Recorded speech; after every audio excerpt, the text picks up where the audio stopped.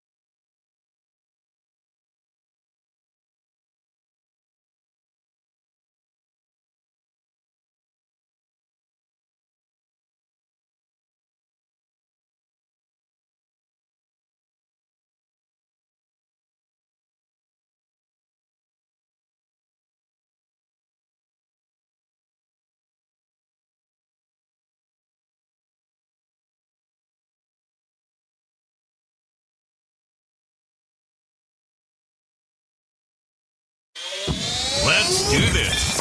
It's the Real Jonathan Smith Show on Indie Sports Ticket, 1430 AM, 93.9 HD2, and always on the free Indie Sports Ticket app. Chris, have you ever put off doing something that, like, you know that you needed to do or wanted to do, and then you finally did it, and it's like, oh, man, I wish I'd done this sooner? All the time. It's a part of adulthood. When's the last time it happened? Every day.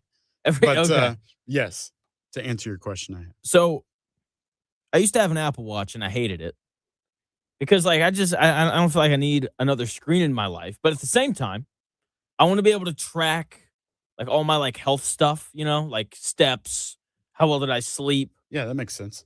So I finally bought this Google Fitbit Air thing, and it's awesome. Yeah? Highly recommend. Is it just a tracker, or can you see your messages and stuff too? Just a tracker. There's no screen. It's great. Well, it's not so bad. It's awesome. I love it. Well, welcome into the Real Jonathan Smith Show here on Indy's Sports Ticket. Thank you for tuning in. No matter how you're tuning in, whether that's YouTube, Indy Sports Ticket, if you want to head over there and subscribe, you can watch the show on X__Jonathan Smith to follow me there and watch the show there. You can also listen on the Indy Sports Ticket app, which you can download wherever you find your apps. And, of course, 14:30 a.m. as well. We had the NBA draft round 1 last night because the draft is 2 days now for some reason. Could see guys like Trey Kaufman-Wren and Braden Smith get drafted tonight. Something tells me we will not see any Indiana players drafted this year, which is not surprising at all. When you can't beat Northwestern and you can't make the NCAA tournament. I mean, anyway. So the Pacers are still yet to make a trade into this year's NBA draft. Jake Fisher had the report that the Pacers were looking to trade into the 30s a couple of weeks ago. It's still a possibility. Part of me is kind of surprised they didn't trade into the end of the first round last night. Pick 21 got moved around. Pick 24 to the Knicks got moved. The Mavs ended up trading pick number 30. So trades were made. Pacers weren't a part of any of them. And again, I kind of wish they just traded into the first round. I know it would have cost them a little bit more, but I understand that you don't want to reach in the draft. Why take a player at 20 when you can get them at 31, right? But what if you could just get a better version of whatever it is that you were looking for? You know, the Pacers need another player off their bench with the loss of Benedict Mathurin because he was such a large part of that NBA Finals run. His rebounding and his shot making off the bench really just it was a large part of who the Pacers were. And with the way that the NBA is just kind of works now, like you're not finding a replacement for Ben Mathurin in free agency. Like they're going to have to make a trade to find a guy to fill that role. Because free agency just isn't a thing anymore. Everyone gets traded before they reach free agency, all those things. And, you know, hunting for a rotational playoff piece in modern NBA free agency, it's like showing up at Golden Corral at 9:55 p.m. You know, all the prime ribs gone. You're left fighting over like a single dried out chicken wing. Chris, are you a Golden Corral guy? I used to be. Not so much now. Oh, okay. But yeah. All right. Dude, I love that place. Okay. I haven't been in forever. My mom does not like it at all. So we never went as a kid unless my mom was gone and my dad would take us.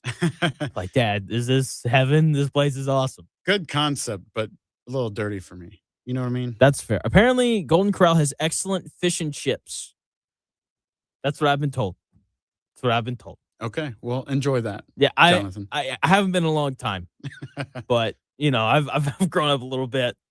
But yeah, good stuff. We should have a show there. That'd be awesome. I'll go have lunch. Guys, the goal is to eat 10,000 calories today in these 3 hours. Apologies in advance for talking with my mouth full. But my point being, if NBA players reach free agency now, then the chances are they are not a rotational playoff player. So the Pacers are likely going to have to give up something to find a guy to replace those Benedict Mathurin minutes. Why not give up a little bit more to to land a player in the first round that's probably of a slightly higher caliber. That's what I think that they should have done. I think, Labor and Phylon Jr., I know I didn't say his first name right. I don't care. Would have been an excellent fit for them, but he went to the 76ers with the 22nd pick, a guy who can play on and off the ball, can get a shot for himself, can get a shot for his teammates. I think he would have been a really good fit.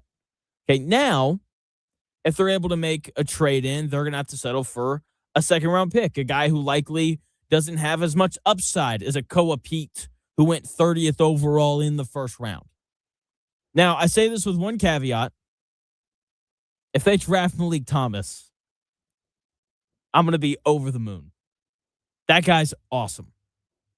Just a certified bucket getter, and that is what the Pacers need off the bench to replace Benedict Mathurin. I've been pounding the table for this guy. I'm kind of surprised he didn't go in round one last night.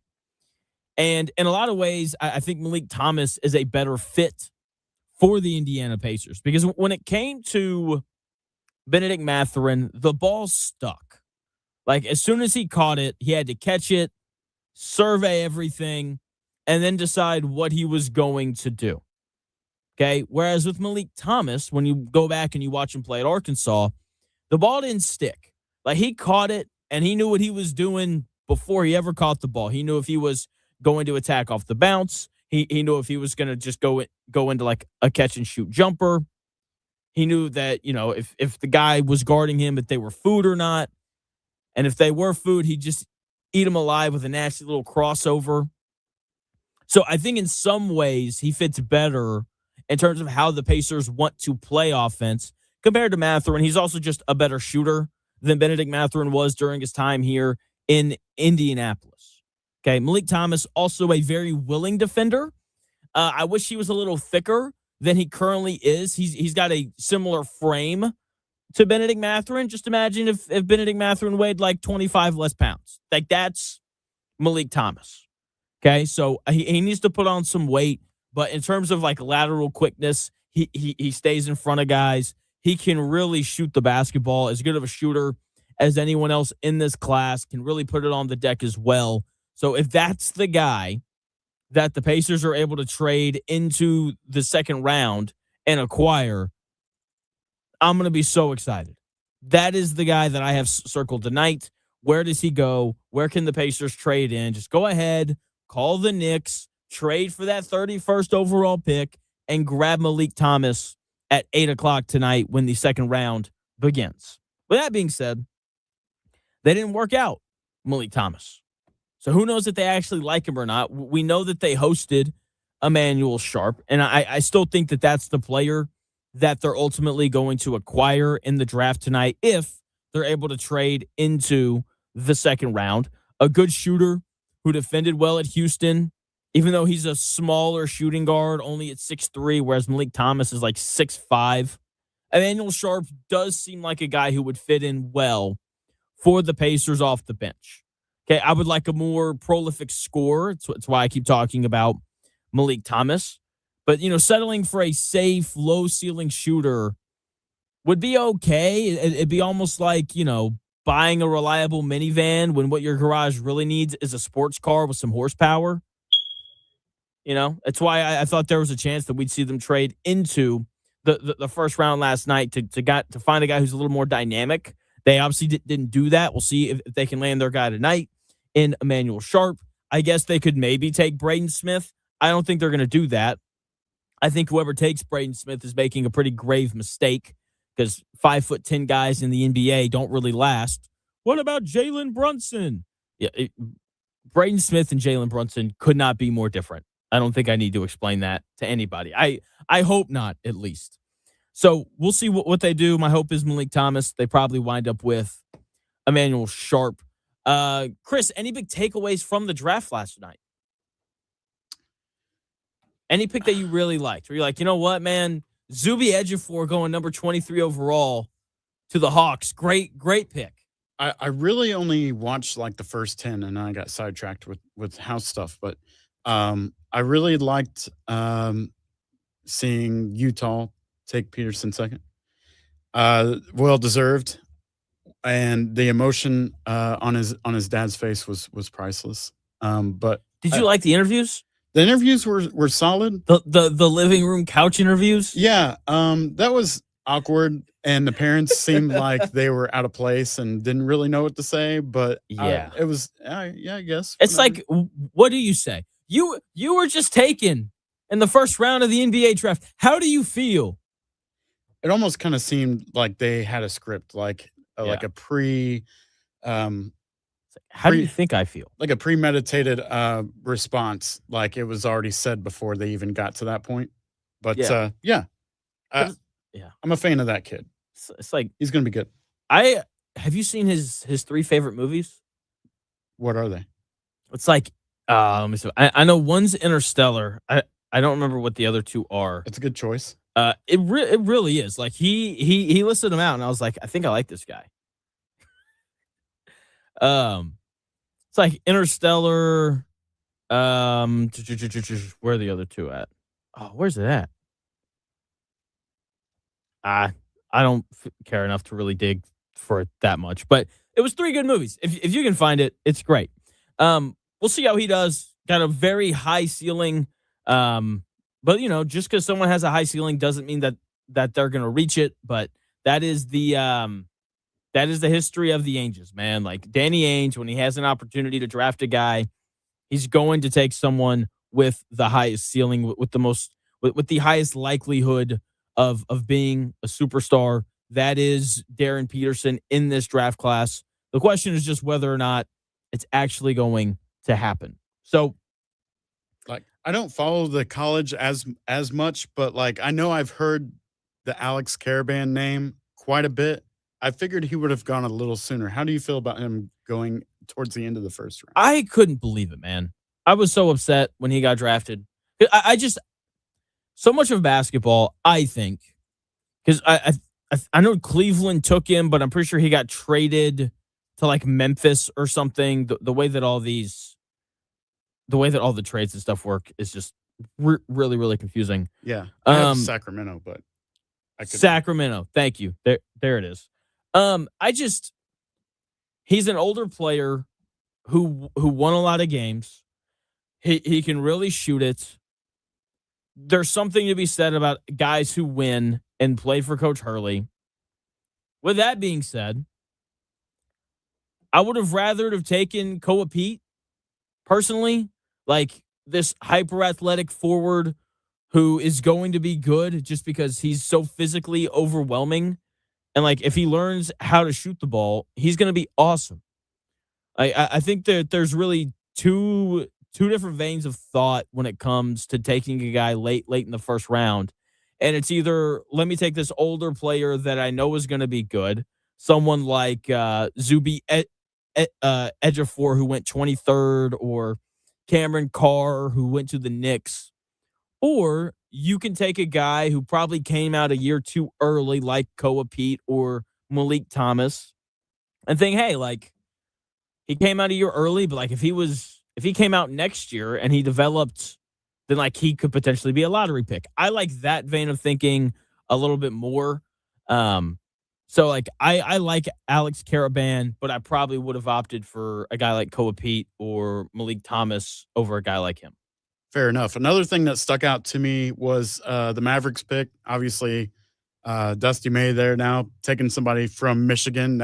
How do you feel about that? You might have said something already. I was kind of working over. Yeah, no. As a Mavericks fan, because I did, write that down. Right, yeah. For for future quizzes. Won't ever forget that.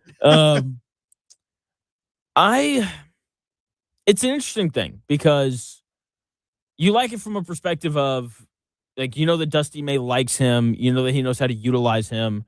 My thing is like, if I have a top 10 pick, I would like a guy who can score. And that's not really what he did at Michigan. Like he's a great defender, can guard 1 through 5. That's really valuable. But like offensively, it's very limited. It's like you have to shoot the ball inside the paint or I don't feel good about it at all.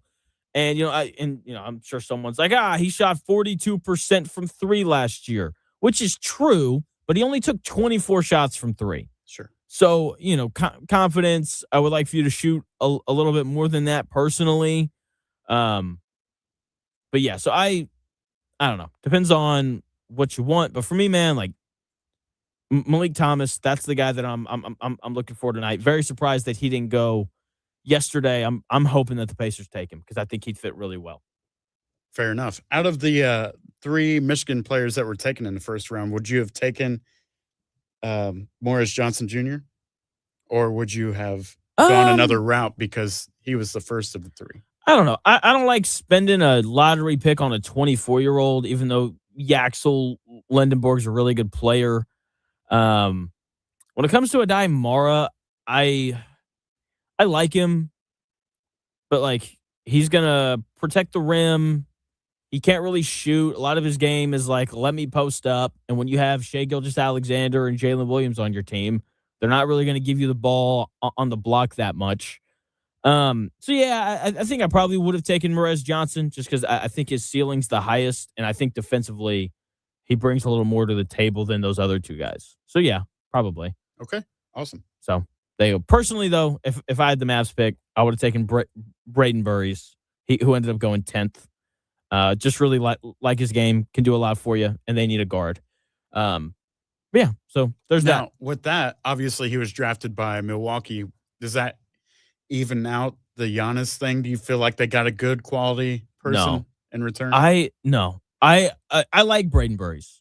Braden Burries is a nice player, but like you could argue that Giannis is. You could argue. I don't know if I would agree with you, but you could argue that Giannis is one of the 25 best basketball players ever. I like Braden Burries. I like Nate Ament. Don't think either one of them are going to finish their careers as one of the 25 best players ever. And so, yeah, no, I don't think it does at all. I don't think it does at all. Fair enough. I All would right. have rather have had Jaylen Brown, personally. Same, yeah. So we'll see. We'll see. Speaking of drafts, the supplemental draft has been canceled. And, you know, I don't know how I feel about it. Like the NFL canceled it just to keep Brendan Sorsby out of the league. I get it, but I don't think that their excuse for abandoning the supplemental draft holds water. I'll tell you why in 3 minutes.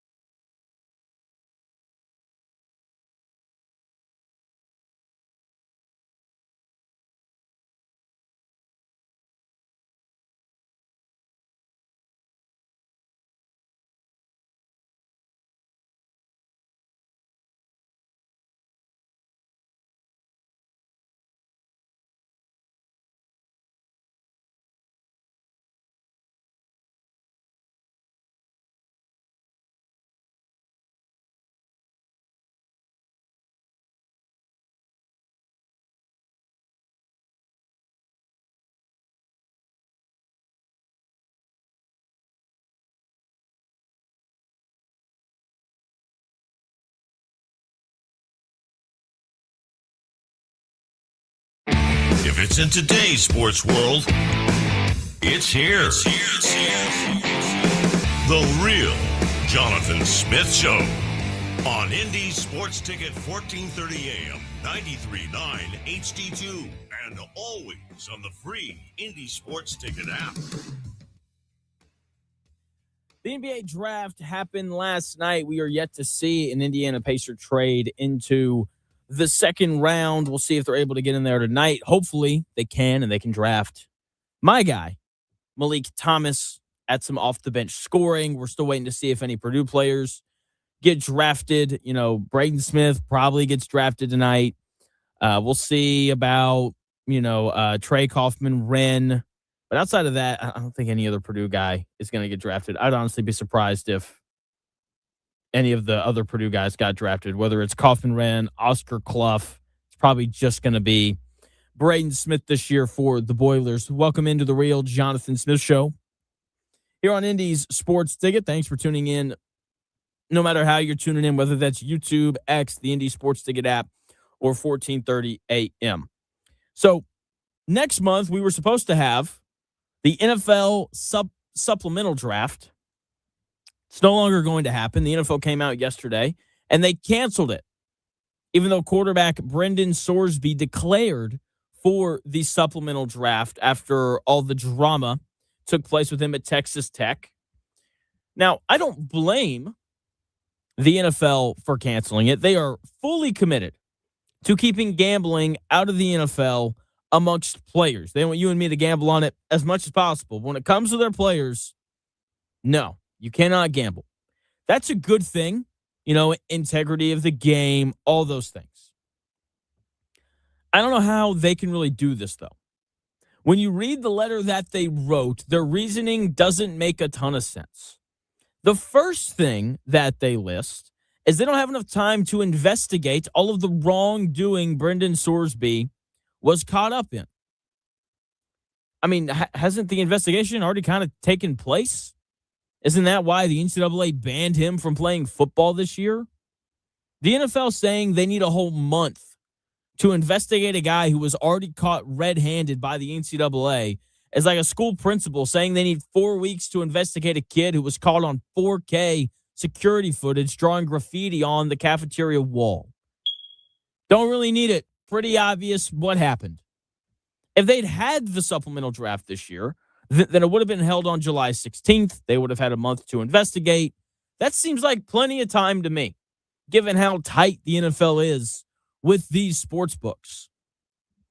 The NFL also said that Brendan Sorsby hasn't demonstrated accountability for his actions. You could argue that. But hasn't he kind of? I mean, to Sorsby's somewhat credit, I think coming forward and admitting wrongdoing and that you have a problem is some form of taking accountability. He could have very easily just continued to hide what he was doing. But he didn't do that. Now, that's obviously not everything. But between admitting wrongdoing and going to rehab for his gambling issue, it seems he has taken some form of accountability for what he did wrong. Here's the thing. I don't know if those two reasons hold water in terms of reasons to not hold the supplemental draft. Here's the NFL's biggest problem. Their CBA, the agreement with the players, doesn't mention anything about investigations or taking accountability for your actions. Brendan Sorsby's lawyer thinks this ruling violates the CBA and the law. I'm not smart enough to know how it violates the law, but from my understanding of the CBA, it certainly violates that.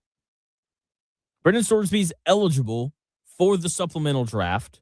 The NFL just doesn't want him in the league because of his ongoing gambling issue and all of the questions that it is going to raise whenever he suits up for any team, whether that's this year after the supplemental draft or next year after he declares for the normal NFL draft. Again, I don't blame them for that. I don't blame the NFL for not wanting Sorsby in the league. But with the current CBA, I don't think they can just cancel the supplemental draft because they don't want him in the league. The NFL's dynamic here, I think, is kind of backwards in some regard. It's like the gambling thing's a big deal. I don't want to make light of it, but when you compare it to what some of these other guys in the NFL have done, I mean, come on now. Like they're acting like a strict parent who goes nuclear over a C- on a math test, but turns a completely blind eye when their kid smashes a baseball through the neighbor's window. Like, if the NFL had a say in who was and wasn't in the NFL, I don't think there would be as many like abusers in the NFL. I don't think that would be a thing. Or does the NFL, care more about gambling than it does violence committed off the field by their players? Maybe that's true, but I don't think it is. I'd like to think that the NFL cares more about violence that their players commit. Here's the thing, though. I think that Sorsby's lawyer is going to win this, and the supplemental draft is going to be held. What I'm interested to see is if this is a deterrent for anyone to take him in the supplemental draft or even in the draft next year. If I'm an NFL team, do I really want to make an enemy of the NFL? I personally wouldn't want to because the NFL can screw you over if they really want. They control your schedule, and they can find a way to make it tougher on you if you go against them. Okay? Here's what I don't understand, though. These NFL teams are not stupid. I don't think that the NFL had to make this ruling. The NFL teams are going to take care of this. It's not going to be a problem. Do you remember when the Ray Rice elevator video came out? Yeah. What's funny about that? I was not ready for that. I didn't see that coming. It came out, though. It did. That's what she said. It came out, and all of a sudden, the report came out, and everyone was like, what happened? Everyone kind of wanted, a little more context. And then the video came out, and all of a sudden, no one wanted Ray Rice anymore. The Ravens released him, and no one ever picked him up, even though he was a really good football player. That's what I expect to happen here. These NFL teams are not stupid. Okay, me personally, I would take the risk on Sorsby, but the majority of these teams aren't going to do that because of something that we've already learned. You can't have famous backup quarterbacks. Even if the famous, even if the backup quarterback is famous for good reasons, like Tim Tebow. Great guy, made it way harder to run an NFL franchise. Okay, Shedeur Sanders in Cleveland last year made everything there more difficult and even more of a spectacle. When Tim Tebow was in the league, he made everything a bigger deal than it already was. Organizations don't want to deal with that.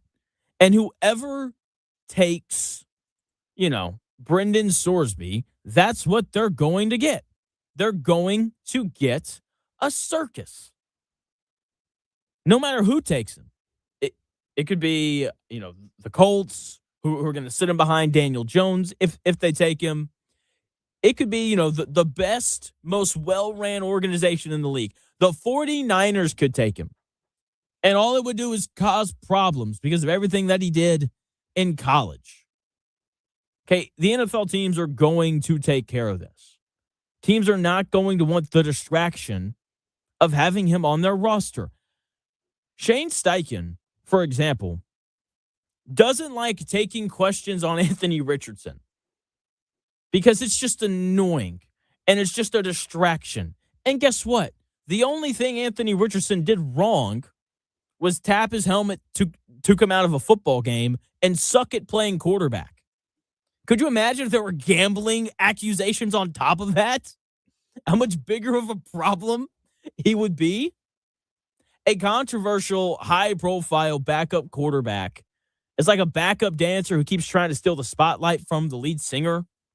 All he's going to do is draw negative attention towards a franchise from the backup quarterback role, and nobody wants that.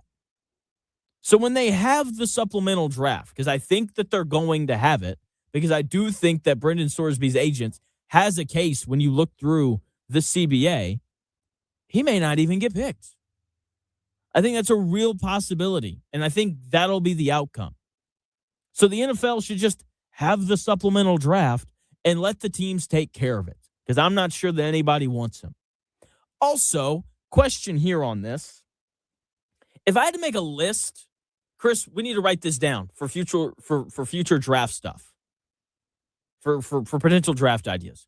If I had to make a list of people and organizations I did not want to sue, I think the NFL would be on that list, especially if I wanted to be in the NFL. Like, could you imagine suing your potential employer and then becoming employed by them? That just sounds like a recipe for disaster. That sounds like a terrible idea, especially when that potential employer is as powerful as the NFL is. Okay? And the NFL, they can be petty because everybody is capable of being petty. Whoever takes Brendan Sorsby, you're in for a tough, tough time if it actually happens or not. I don't think that Sorsby can be signed as a free agent because he's never officially declared for the draft. I don't really know how that works, but everything that I've read and everything that I understand, at least, is the most that Brendan Sorsby can do in terms of getting into the NFL is either get taken in the supplemental draft, or he has to sit out this entire year, which again might be the best thing for him, and then he can declare for the NFL draft next year. That is my understanding of the situation, but just because it's my understanding doesn't necessarily mean that it's right. But everything that I've read and looked into points to that being the case. Okay. Now, because of this, it looks like Daniel Jones is absolutely going to be the Colts quarterback this next season. And to Daniel Jones' credit, he looked like an MVP candidate for his first 7 games in Indy last year. But by midseason, the clock struck midnight, and he turned into a pumpkin. I will tell you, the brutal trend that ruined his season last year and how this trend is going to dictate whether or not the Colts can win football games this year. I'll tell you what it is in 3 minutes.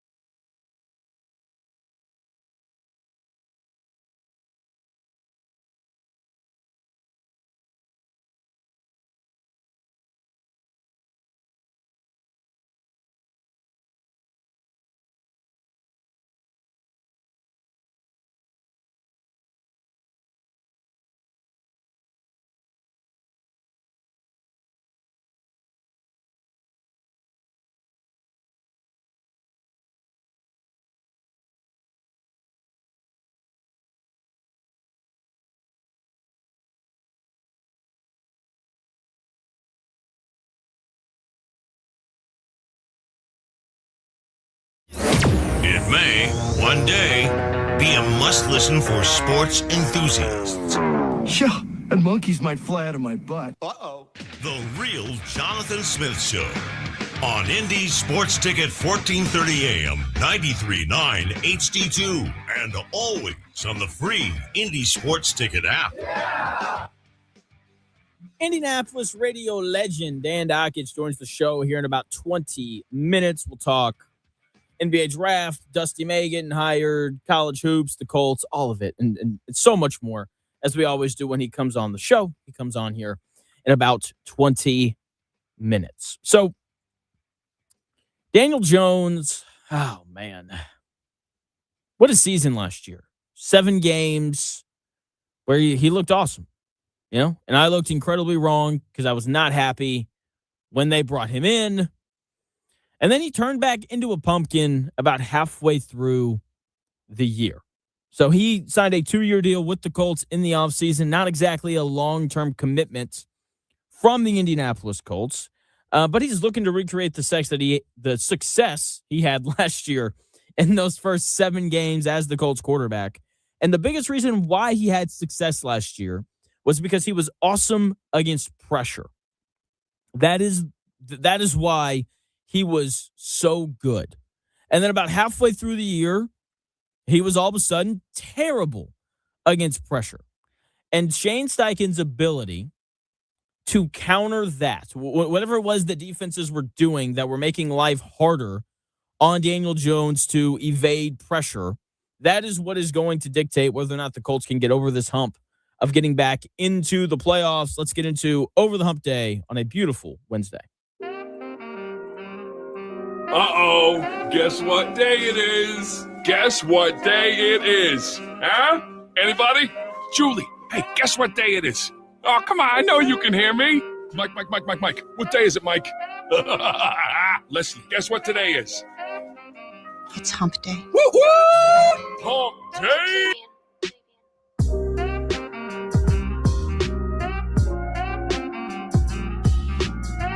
No, as a coach, I gotta get us over that hump. I gotta get them comfortable, knowing that you're gonna be in close games and you gotta make plays coming down the home stretch. I mean, in the tournament, we were right there. You know, I just didn't get them over the hump, man. And you know, that's something that I live with every day of my life. Because I truly believe that was the team to really make some noise and get to the finals, and I just couldn't get them over the hump. Mike Woodson and his never-ending struggle with getting over the hump. Oh, man. The Colts dealing with the same struggle. Haven't made the playoffs in quite some time, looking to get over that hump themselves this year. Daniel Jones, again, signed a 2-year contract in the offseason, looking for a long-term extension. And through 7 weeks last year, he was really good. Seemed like the Colts had found their guy, Chris Ballard, finally, found a quarterback for the Colts to kind of ride with long term. And, he led the league in EPA per drop back when pressured through those first 7 weeks. His pressure to sack ratio, so how often he got sacked when he was under pressure, was at only 8.6%. after averaging 23.3% during his time with the Giants. So basically a quarter of the time, if you got pressure on Daniel Jones in New York, he got sacked. That was not the case through those first 7 games in Indy last year. And that led to a lot of their success, right? Like he did a great job of keeping the Colts out of negative plays. Okay, they were staying on schedule. They were, the threat of running Jonathan Taylor was imminent on every single down. That led to their play action game being really good. That led to Alec Pierce having a nice season. Okay, his ability to not get sacked was a large part of their success last year.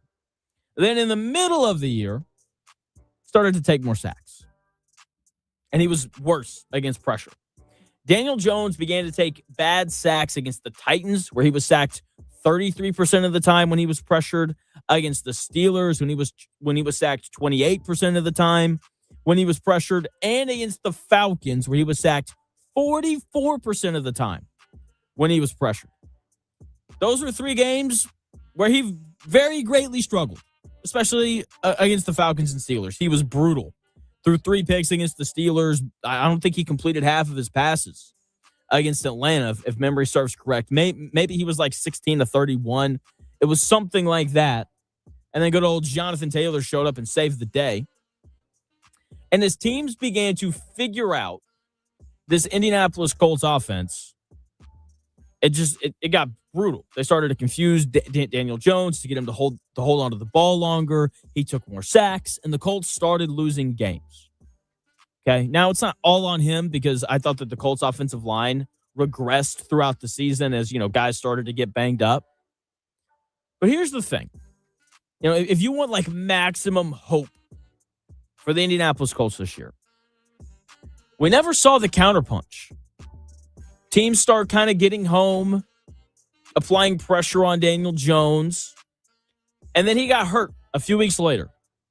He started to turn back into a pumpkin, and his fairy godmother, Shane Steichen, never had the opportunity to counter what the defenses were doing. Okay? The lack of a counterpunch from the coaching staff was like a boxer getting tagged by the exact same left hook for like 3 straight rounds without ever being told to duck. And then the boxer gets knocked out. Daniel Jones gets knocked out. And we never know or find out what the counter is. The Colts have to get over that hump. They have to find a way to keep pressure off of Daniel Jones.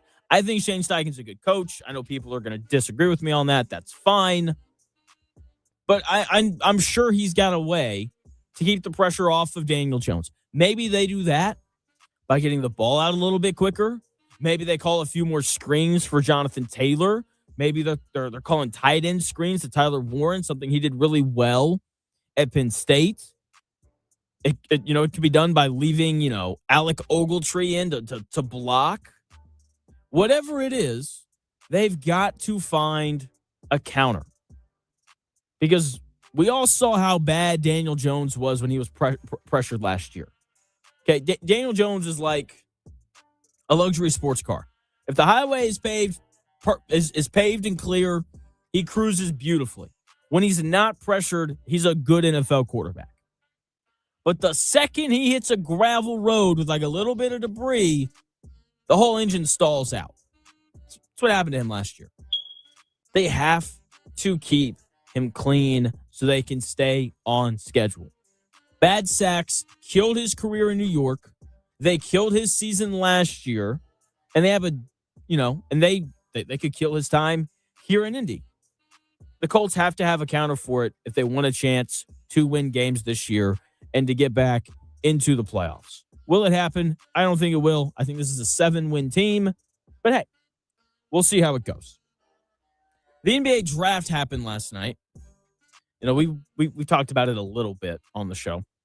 And I've got a take for basically every lottery pick last night, and I'm very excited to get to them. A.J. Debonsa went number 1 overall to the Washington Wizards, unsurprisingly.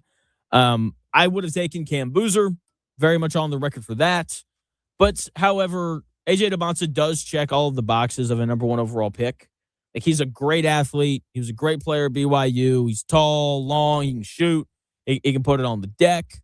He's a good basketball player. But I've got questions about, the defense. You'd think he's going to be a good defender just with the size and the athleticism. But at the same time, you have to buy into doing that. And then, how is he going to be at making the players around him better? He was really just a scorer at BYU, even though he did average about 5 assists a game. I'd like to see that area of his game improve a little bit as well. But what I'm really excited about in Washington next year, I can't wait to watch Trae Young not give A.J. Debonsa the ball. It's going to be electric watching Debonsa stand on the perimeter while Trae Young dribbles all over the floor. It's going to be like a kid inviting his friend over to see his brand new PlayStation, only to then make him sit on the floor and watch him play the game for 4 straight hours. Can't wait. It's not going to be frustrating at all. Darren Peterson went 2nd overall. Not surprising either. The Angels, their history of drafting players is they always take the guy that has the highest potential. Darren Peterson has more potential than anyone else in this draft. He's an elite scorer from all three levels. In high school, he averaged like 7 assists per game, so the ability to pass is probably in there, even though we didn't see it at Kansas. He's tall, like a legitimate 6'6". He's long. He's athletic. He's going to a good team. Like he's going to play alongside Keontae George, who's developing into a good player. The Jazz are going to be good this year. And it's all because they've got this nice mix of like young talent and older proven players. Garen Peterson has a chance to be the best player on that team at some point. That's why the Jazz took him. The ceiling is like Kobe Bryant, which feels absurd to say. But at a minimum, he's a guy who's, going to space the floor for you and can attack at closeout. Cam Boozer went third, and I think that the Grizzlies are the winners of last night's draft. They took a guy with the third pick who might be the best player in this draft class. I personally think he will be. Then with the 16th pick, they traded Bennett Sturts to the Thunder for 2 second-round picks and the 17th pick. And then they traded the 17th pick and Ibuka Okori to the Pistons for 3 second-round picks and the 21st pick. So they turned 2 non-lottery first-round picks into 5 total second-round picks and the 21st pick, where they got a pretty nice player out in New Zealand. We'll see if he's any good or not. Okay, Caleb Wilson went fourth. Not surprising at all. Still a developing player, but he's an exciting one. The NBA is better when the Bulls are good. It's like, the NFL is better when the Giants are good. Chris, is that ever going to happen again? I don't. Not real soon, but someday, yes. It will Okay. happen. Yes. What about the Jets? I don't know. That one may not happen. I think they're doomed for life. So the NBA is better when the Bulls are good. They haven't been good since Derrick Rose was playing for them in the early 2010s. He's got a chance to be the guy in the city that's been looking for their guy for a long time. Now, Caleb Wilson's still raw. He has a lot of upside, though. I think playing with a guy like Josh Giddey early is going to be good for him as Caleb Wilson develops his ability on the ball, just because Giddey's a really good passer. The Bulls also took Dalen Swain out of Texas, who I love. Another big athletic wing at like 6'8", can really handle the basketball. He's very athletic.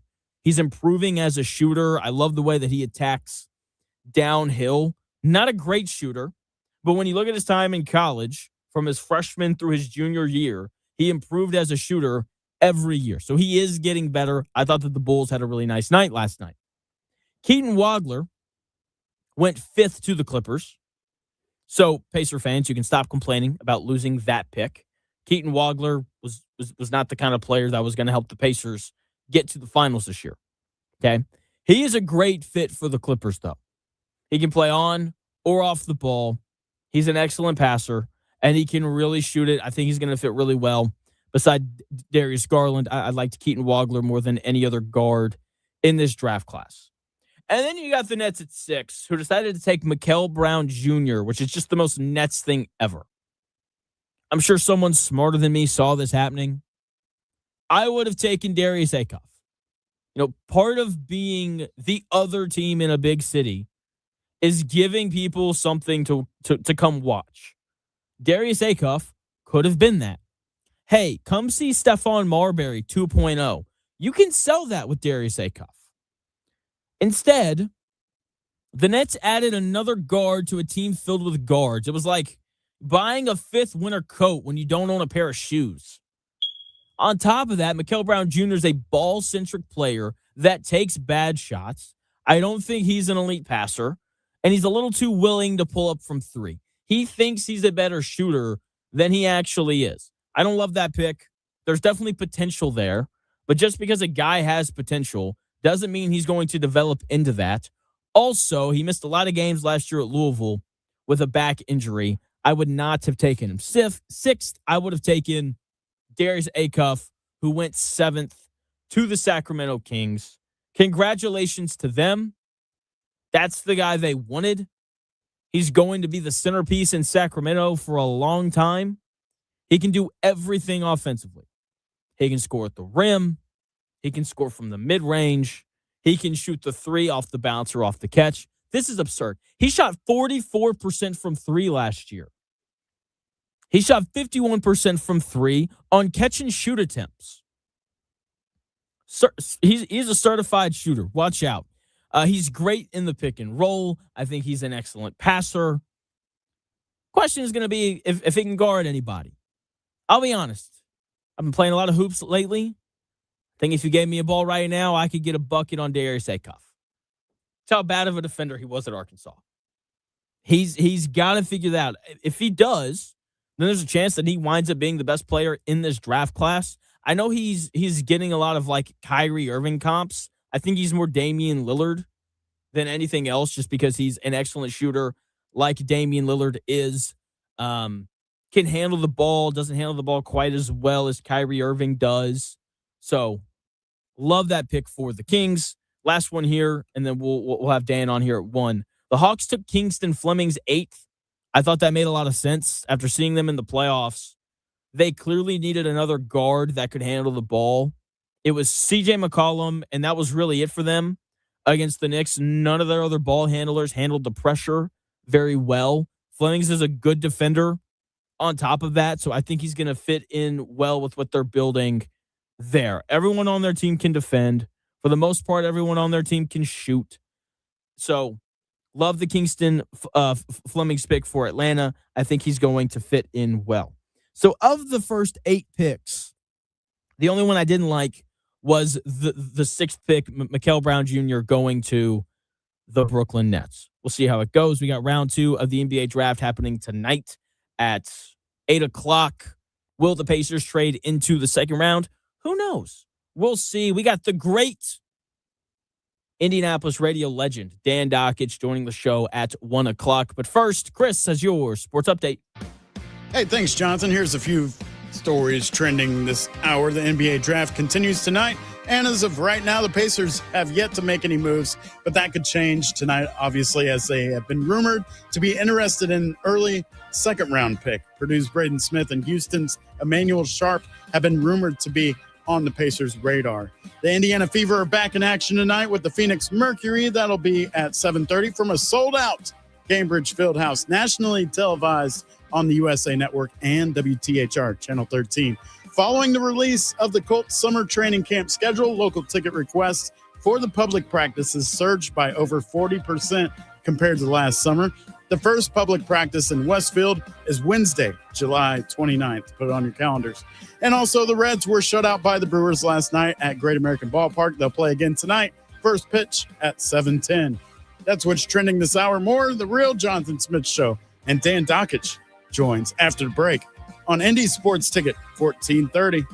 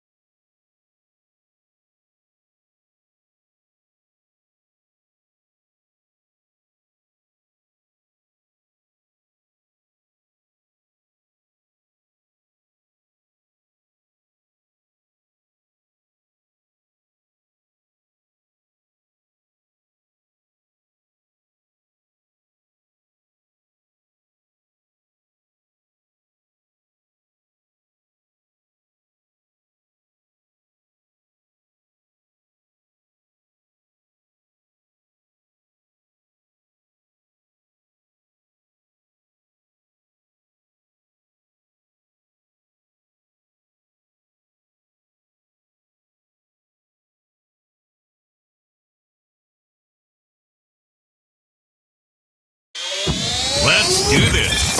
It's the Real Jonathan Smith Show on Indy Sports Ticket, 1430 AM, 93.9 HD2, and always on the free Indy Sports Ticket app. Hour number 2 of the Real Jonathan Smith Show getting underway in the best way possible. We've got Indianapolis legend Dan Dakich joining the show. Double D, what's going on? How are you? The Real Jonathan Smith. How are you, my friend? Show sounds great. I listen all the time. Fantastic stuff. Keep killing, keep killing, keep killing. I'm doing my best. I want to start with Dusty May. What'd you make of him leaving Michigan for Dallas? You know, it's funny. There was always rumors about that. He was pretty open with people that knew him, that I knew, about his desire to coach in the NBA. Now, a lot of people are going to go to the obvious, Jonathan, which is, well, the NIL and, transfer portal. But the truth of the matter is, in the college coaching world, guys have always thought that the NBA is an easier gig. Like, a friend of mine was an assistant coach with the Bulls when the Bulls had Jordan and were winning championships. And when they came in after everything settled down, a few days after winning a championship, there was a note on all of their doors saying, "We'll see you July 1st." And that's always been that way. So a lot of people are saying, well, it's because NIL, and it probably is a little bit to do with a lot of different things. But you know what, Jonathan? Coaches have always looked at it, done it. Krzyzewski, Izzo, they turned it down. Mike Montgomery left Stanford after going to a Final Four, and we've seen, Brad Stevens and Larry Brown was so it's always been that way. They haven't had much success, and Dusty hopefully will buck that, but wasn't totally surprised, I guess is the short answer. I wasn't surprised either, and I like what you said about like everyone overreacting, like this means college basketball is in a terrible spot.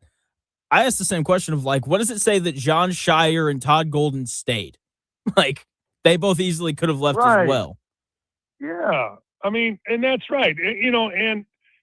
Frankly, with players being younger, development being so important, a younger college coach like that would be in play. But, Jonathan, I swear to you, man, there has always been a big-time allure for college basketball coaches to go to the NBA. Beeline did it, didn't work out. There's a whole list of guys. Billy Donovan's been okay. Brad Stevens probably better as a, GM, but he was very good as a coach. You make a great point. A lot of guys are probably being offered. A lot of guys that you don't even know are being offered, and they all stay. So I don't read a lot into it. Curious to see what happens with Michigan, what they do with that moving forward. But, I'm not that shocked. Let's put it that way. Joined by Dan Dakich. You can listen to him every day from 9 to 11 over on Outkick. Don't at me. So I was looking at when the Michigan news came out, I immediately thought about the transfer portal. Indiana's got a few scholarships left over. I think they've got like 3 left. If you were coaching college basketball right now, would you think about leaving like a scholarship or 2 open in case stuff like this happened? Well, I always did that. Guys have always done that because even, before all the transfer, people act like people didn't transfer before. There was about, I think Coach Knight, this is going back mid-90s, had some people look into this. About 1/3 of the players transferred back then. So, most coaches have always done that. We never at Indiana, or rarely did we have 13 scholarships used up. Mike Krzyzewski used about 9 normally. And there's a number of reasons for that, Jonathan. One of them is it keeps more people happy than, having a bunch of guys be pissed off at you. But also, you never know what's going to happen. And, you don't want to be cut short. You don't want to have to tell a guy, hey, look, you can't come because I got another guy. So absolutely, in this day and age, I think you keep 2 open. I don't think you ever fill it up unless, of course, you like every guy on your team, which doesn't happen all that often. But sure, look, if I'm Indiana, I'm all ready. As soon as I heard the news, or if I knew beforehand, hey man, I'm already talking to agents. I'm already talking to guys about, all right, who from that place is leaving, and I don't know. I think that if Indiana can find a guy, I don't know who it would be, but yeah, you got to, Jonathan. Elliot Cadeau. That's who I hope it is. If it's Yeah, anybody. right. Yeah, that wouldn't be bad. That'd be great. Yeah. Yeah. Get some toughness in there. Yeah. Speaking of toughness, I don't know if I would call Brendan Sorsby tough. What do you make of his whole situation and the NFL canceling the supplemental draft? I don't blame the NFL when I read what the NFL said. Basically, they're saying, dude, you were suing everybody. You got us this paperwork. And the one thing that was interesting to me that the NFL put out in their statement, Jonathan, was they said, well, you got this 3 days before the deadline and we were supposed to make a decision with no real background or no real basis. And that was interesting to me. What that basically told me was whoever is handling Sorsby didn't necessarily understand the process as well as they should have, because I would think that if you're applying for something like that is unusual, I would think that you want to make sure first thing you do is give the reasons why, not just, hey, he got kicked out of college. We tried to sue. We couldn't sue. So now here we go. Let us in. I thought that was really telling. I think the NCAA, I think everybody made the right move. I think that it is funny to me, though, that the NFL will draw the line there when they've played guys out of jail. They've played all kind of cretins. But you know what? It just kind of shows gambling is, this. Gambling is the cardinal sin, man. And you can't allow sports to seem scripted or have real integrity. There's always integrity issues. Someone's always going to say, like my wife, I've told you forever, my wife thinks everything's fixed.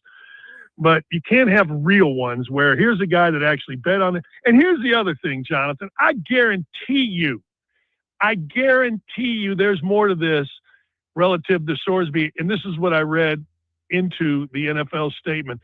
There's more to this than Sorsby just bet on his own team when he was a redshirt. There's more to this. And the NFL probably has been looking at this, investigating this, and came to the conclusion, there's more to this, because there's always more. There's always a backstory. That's one of the things that you taught me when I sat across from you from 2 years. There's Jonathan, always. What's up? Always, Jonathan. Here's the deal. I said this morning on my show. You could write a story of your life, and I could write a story of my life, and we ain't putting everything in. Nope. There's more. There's a backstory. There's something, So it's not good, bad. It's just human nature. It's just the way it is. And I will say this about the NFL. They certainly have the means and the want to investigate things. And I guarantee you they looked at this and said, no, we ain't dealing with this, at least not this year. Joined again by the great Dan Dakich talking about Brendan Sorsby. I had a couple of thoughts when I read the letter. One, I was really curious about the CBA. Like, how does this line up? I know Sorsby's lawyer thinks that they have a case. My other question was like, would I want to sue the NFL if I wanted to play in the NFL? I don't. Interesting. Yes. I don't think I would want to do that. Because I know. Yeah. Hey, man, I want to come work for your company, but before I do, let me sue you. Wait, what? Huh? All right, you go right ahead, son, and we're going to figure out a way. If I'm the NFLPA, and that's where Sorsby's headed with this, I don't know, yeah, we want to help players, yeah, but I better know the law, and I better just defer it to, what, this is the legality of it. This is what the collective bargaining agreement states, and we're going to stick with it. And maybe that means that they go, all in on behalf of Sorsby. I don't know. I'm not an expert on that stuff, but I would say the NFL is, and you read it. So they're basically saying, look, son, go get yourself together. We're going to let this die down. Come back in a year and we'll see where we're at with the draft. Yeah, that's probably the best thing for him as well. I compared it to Tiger Woods the first time he got in trouble. It's like he fell off the face of the earth for a little bit, came back from rehab or wherever he went. And everyone's like, the Masters is so much better when he's here. And so I think that may be the best thing for him. The other thing I thought about that I kind of like your thoughts on, like, do you remember when the Ray Rice elevator video came out? Sure. Like, that came out, the Ravens released him immediately, and then he never played in the NFL again. I do think that these teams do a good job of policing things like this. Like, what are the chances anybody would have even wanted to touch Sorsby in the supplemental draft? Well, that goes back to what you and I would talk about. Are your problems outweighed by your potential / talent?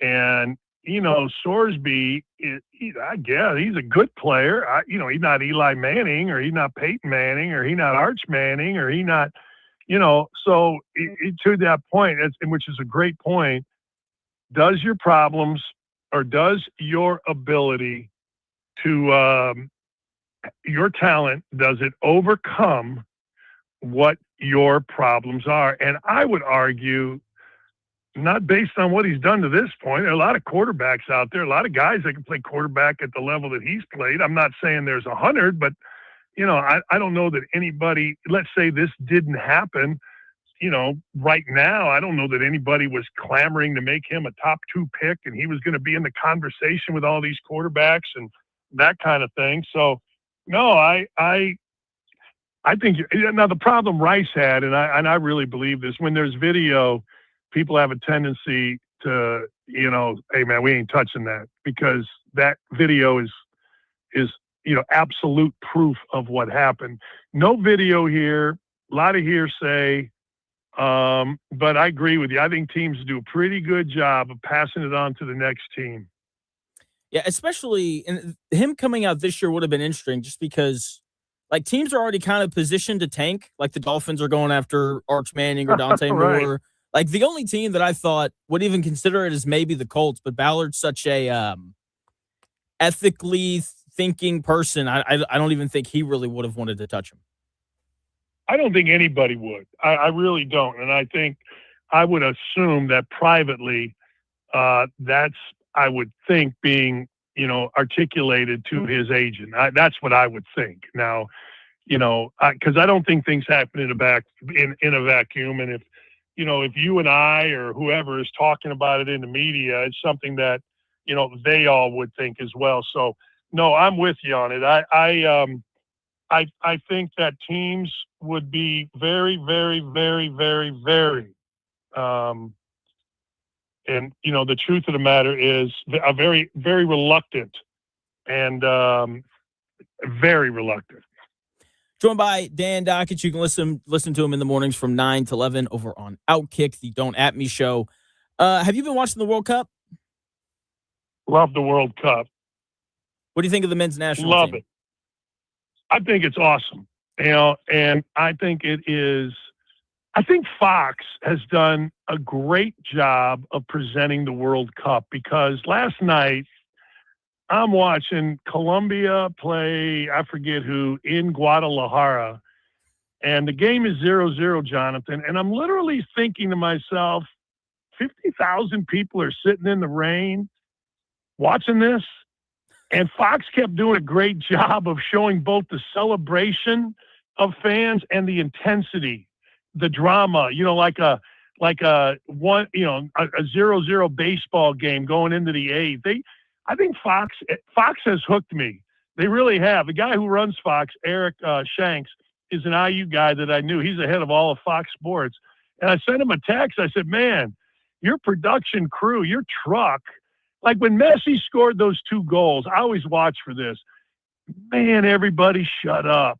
And they let the celebration play, whether it was Messi and his teammates, the fans, whatever. And Fox has a way, it's more louder. It's more in your face. And I think for the World Cup, for us Americans, where the score is maybe 1-0, or, if you get 3-1, it's a big time. I think we need that. And I think so. Yeah, I'm not sure if the soccer has hooked me or the presentation, Jonathan. I think it's a bit of both for me. The presentation's been awesome. But look, it also helps that we're good this year. That helps a lot. But even really helps. Yeah. But even like all of the stars that are supposed to be awesome, like they've all been awesome. And that is a really nice thing to watch. Even like Ronaldo yesterday, if you don't like him, I think he scored 2 goals. It's just it's been a lot of fun. But watching the U.S. men's national team, I think the country as a whole, the United States, does 2 things better than the rest of the world. I think we win and we entertain better than anybody else. And like when I watch the U.S. men's national team play, like they're obviously winning, but they're just really entertaining. Like they've got a couple of really nice players. Like the game tomorrow night doesn't really mean anything, but I'm still going to watch because they're just a lot of fun to sit down and pay attention to. I agree. I agree. I look, when the United States plays, and you've heard me say this forever. At your age, you got shit to do, man. You got a wife, all that. What do? What I do is I need appointment TV. Hey, man, friends and family comes out on Fridays. All right. World Cup is being played. United States is good. So what am I going to do? Oh, shoot. Are you kidding me? I'm watching.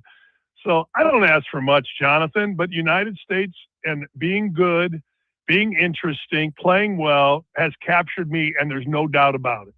It's been a lot of fun. I'm trying not to get my hopes up too high. Again, joined by Dan Dakich. You can listen to him in the mornings from 9 to 11 over at Outkick. Don't at me. Again, that show's from 9 to 11. Last topic for you, Dan. Any big takes on the NBA draft last night and anything that stood out to you? I like that AJ was taken first. I think he is. I don't know. Nobody's deserving. You take who's the best. I love the fact that Mara kid, and I've seen this was picked so early because I was watching him in the Final Four, and I think you and I talked about it. It was like, if this was 1983, he might be the first player picked in the draft, or 1985, but it's not. So. I really liked in Michigan. Here's the thing. It was always, and this goes way back, to win the NCAA title, you got to have 3 first-round picks. And, I don't know whether that's true or not. In fact, going way, way back, when we won at Indiana back in the late 80s, it was like the first time a team without 3 first-round picks had won an NCAA tournament in I don't even know how many years. So, I was glad to see those Michigan kids get rewarded, but I really like that Mara kid. And what I'm reading is, he's going to be the matchup for Wemby in the West and all that. We'll see. I mean, I don't know, but I like that. I can't remember the kid's name. I think the Lakers got him or maybe traded. I got confused whether he was going to the Knicks, but there's a 20-year-old from Europe that a good friend of mine that coaches over there told me is really, really good. And like, 6'7" shooting guard. I can't remember his name. I should look it up. Sergio De Luria. I think that's him. That's him. Yeah, that's him. They said now if he comes over and he can handle the pressure and all that stuff. But apparently, according to a scout that I really trust, that is a real dude. So I'm kind of curious to see what happens with him. But no, Peterson goes second. Doesn't matter what you did in college. It matters your talent. So they need a bucket getter. And I love the fact that those 3 Michigans went, basically one after the other. It's kind of cool. I think Cam Boozer is the best player in this draft. When you're evaluating guys, whether it's, for college basketball or the NBA, what is, I guess, the weight of like, this guy's a really good basketball player, but this guy over here is more athletic and has more potential? Because I feel like the reason why Boozer fell is he's just not as athletic as those other guys. Yeah, I've said forever, there are guys that I swear to God were locks to make the NBA and never turned a tap, and there are other guys. T.J. McConnell, like how the hell has he played in the NBA for so long? I mean, it's one of those deals where Brad Stevens told me this about 2 years into his NBA. There's 15 superstars. Everybody else is a role player. You can make hundreds of millions of dollars in the Hall of Fame by being a role player. But there's truly 15 superstars. So what it comes down to is fitting, getting your skill set to fit. And then at the elite level, for the guys like Peterson or DeBonsa or Boozer or any of those guys, it also becomes, what do you want to be? Like, do you want to be a guy that scores some points? Or do you want to be a guy like Jalen Brunson who's in the gym stupid hours, Kobe stupid hours, LeBron stupid hours? What do you want to be? Because, you're going to make a lot of money. You're going to score a lot of points the way the NBA is set up. But what do you want to be? What level do you want to get? In a lot of everybody will say, yeah, man, I want to be Kobe. Yeah, man, I want to be whatever. All right. Well, are you willing to get to practice 3 hours ahead of time? Are you willing to be the last guy? Are you willing? Like Jay Wright was telling me on my show, the work ethic that what's his face has, Brunson. He goes, Dan, you can't believe it, man. It's insane what this guy does. Well, you know what? What do you want to be? There's a lot of guys can score points in the NBA. Bradley Beal scored a lot of points, make a lot of money. And I'm sure when Bradley Beal goes somewhere, people want to take pictures and say, oh, you're Bradley Beal. That kind of thing. But what do you really want to be is the interesting thing at the top of the draft. Joined by the great Dan Dakich. There have been murmurs that the Pacers may want to trade into the early parts of the second round tonight. Is there a guy left that you think would work well for them? I have no idea. I was actually looking at that today. And I was thinking about that. And I'm like, you know what? Let's say Halliburton is healthy. I think, and I don't know who this guy would be, although I think personally, you can never have enough wing scorers. You can never have enough guys that are like, hey, man, I can go get a bucket, and who that guy is for the NBA. Like, I'll give you a guy that I think is really good, but I think the Pacers have him. And that is Ryan Conwell, the kid from Lawrence North or Lawrence Central. I can't remember which one, from Louisville. He's a really good player. Like, I watched him at Indiana State. I watched him at Louisville. And if you were going to say to me, based on what I saw, who's a better player, that Mikael Brown or, Conwell, well, a college kid, bigger, stronger, that would be, that would be Conwell. But the NBA is different. But I think the Pacers have him. That Isaiah Evans, that guard, I don't know, man. People around here are going to want, well, we got to have Braden Smith. And I don't know. Anyway, that I really don't. If I would rather them trade. I would rather them be in win now. I would rather them get somebody that is a proven NBA guy that comes to a good organization and can fit in, like Cam Jones. Cam Jones is going to do this. No, he's not. Just stop. So that's kind of how I look at it. I'd rather them get a veteran guy at this point in their world. If they do go the draft route, I want them to take Malik Thomas out of Arkansas, not just because he's out of Arkansas, but like just a bucket getter. Because he's from Arkansas. Shut up. Ask your boy Cal about him. He can score it, man. He can really shoot it. Hey, I'll be honest with you. Where'd Acuff go? Sacramento? Yes. That's too bad. Yeah. That's too bad. Because I love that kid.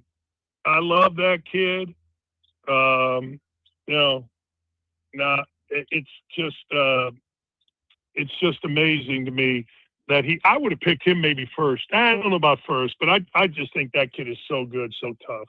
I do. Yeah. I couldn't believe that the Nets passed on him for that Mikael Brown kid. That was surprising to me. When I saw Mikael Brown, first he looked like a 10-year-old. And I watched him play, and Louisville guys are like, well, Dan, he'll have a back injury, he'll have a neck injury, he'll have an ass injury, he'll have a knee injury, he'll have whatever. I don't know. Yeah, I guess if you're going to ask me what am I going to watch in the draft tonight, and I'll probably watch it, I'm going to watch whether or not Braden Smith gets picked. I can't imagine he would, but I hope he does. I hope he does too. He can hang out in the G League. It'll be great for him. Yeah. I mean, that's, everybody, because he's a white guy that isn't, the greatest athlete or whatever. Oh, he's TJ McConnell. Well, maybe. But all I know is this, TJ McConnell, when he comes in the game, he speeds the entire game up. And if that's Smith, great. But again, it's one of those deals where, if he gets picked, hope it's to a team that could use his needs or use what he has, because that's the way he'll make it. Absolutely. I don't know if he's TJ McConnell. I feel like TJ McConnell's so much quicker than Braden Smith. I do too. No, I do too. I do too, man. I think he's so much faster, so much quicker. He's developed a really good separation shot in the lane. I don't think they're close, but people do because they're 2 6-foot whatever white guys that play the same position. Let's be honest. Yeah, that's how it always goes. When you do draft comps, you have to compare white guys to other white guys. Every receiver, you must. You could be a Cooper. Go ahead. Go ahead. I was going to say, Cooper Flagg is Larry Bird, man. Cooper Flagg is Larry Bird. Wait a second. Why can't he be Kevin Durant? I don't know, but no, absolutely. Alec 100%. Pierce is Wes Welker. Right. That's right. That's exactly right. Yeah. Last thing for you here, Dan. What do you think of our Cubs this year? 41-37. We're hot at one point, cooled off quite a bit. What do you think of the Cubs? I think there's two ways to look at it. One, like, what the hell? You got 2 10-game winning streaks plus in the first 40 games, and now you're lousy. But the other way to look at it is, man, they're missing out on what? Boyd, Justin Steele, Cade Horton. I mean, they're missing out on their 3 best pitchers, and they're still hanging around over 500. I'll tell you the biggest thing for me in the Cubs, Jonathan, is Dansby Swanson. Like, I thought Dansby Swanson was going to be, like, I don't know, 280, 290 hitter, all-around player. I haven't looked, but there was a point, and it was fairly recently, where Dansby Swanson was batting like $175. Like, he was in the range of being historically bad. Like, and all right, he's bumped it up now. Let me see here. I'm looking it up. He's bumped it up to a smooth 189. Like, honest to God, like, when they got him, he was a stud for the Braves. And I thought, all right, let's go. We got a cornerstone. Horner's a tough kid that plays really well. So there's 2 ways to look at it. One way, what are you doing, fellas? Like, you're better than it. And the other way is, well, you're hanging in pretty good, for not having your pitching. But if that pitching doesn't come back, that don't matter, because it ain't going to happen unless 1 or 2 of those guys can come back. Absolutely. Dan, thanks so much for your time, man. Anytime, brother. Awesome. Anytime, my friend. Thanks for having me. Hello to Chris. See you guys. See ya. See you, Dan. That is the great Dan Dakich. What a legend. Great guy as well. Again, you can hear him in the mornings 9 to 11 over at Don't At Me with Dan Dakich over on Outkick. I will continue my thoughts on the NBA draft, and we'll talk about the World Cup match of the day in 3 minutes.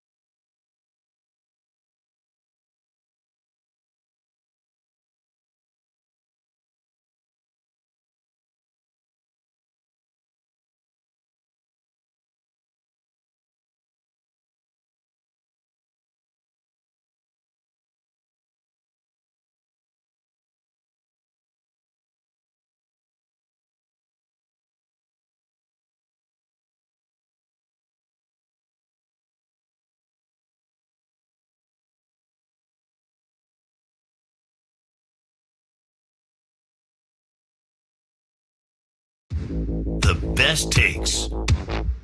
Maybe. The Real Jonathan Smith Show on Indy Sports Ticket 1430 AM, 93.9 HD2, and always on the free Indy Sports Ticket app. Big thanks to Dan Dakich for joining us in that last segment. Always a pleasure having him on. Yesterday, in honor of the NBA draft, we drafted basically foods that we really like. You know, if you could only eat one food for the rest of your life, what would it be? We drafted that. Today, we're doing the opposite. You know, if someone was like, you can eat this or jump off of a bridge, what options would make you want to jump off of a bridge? That's what we're drafting today. We're doing that coming up at 2 o'clock. I'm going to keep working through some of these takes that I have on the lottery picks in last night's NBA draft. We got through the first 8 selections. Morez Johnson went 9th to the Dallas Mavericks. And one of the more surprising picks, I think, of the 3 Michigan players, he was regarded as the third best. He went first of all of them. I thought that they would take a guard, but instead they opted for a forward that they can play beside Cooper Flagg. Morez Johnson can really guard. That's the thing that's going to make him stick. He's incredibly switchable. He can guard every position on the floor. But the offense, it's a work in progress. Right now, he'll mainly be a rim-running forward, set screens, dive to the basket. And, we'll see if he can add to his offensive game or not. He's only like 19 or 20, so he's got time to develop. He did shoot 42% from 3 last year, but he only took 24 threes. So I need a little bit more evidence and a little bit more willingness from him to shoot the basketball. The Bucks had the 10th and 13th picks. They took Braden Burries with the 10th pick and Nate Ahmed with the 13th. These are 2 high upside picks, but I do have a lot of questions. Braden Burries, I think, has a pretty limited role, or had a limited role at Arizona, because that's just kind of what they needed from him. He was a streaky shooter, but he is a good player. He can get to the rim. He's strong. He's got good size. He can really guard. He's a nice player, but I don't think he's a guy who's going to turn into a star. Whereas Nate Ahmed could either be a star or he could be another in a long line of tall and skinny guys with guard ability to not live up to the hype. Right now, he's like buying a sleek, futuristic sports car that tops out at 35 miles an hour. Looks great in the driveway, but it's got zero substance when you hit the gas. Okay, he's an okay shooter. He's a decent ball handler, and he's a bad finisher at the rim.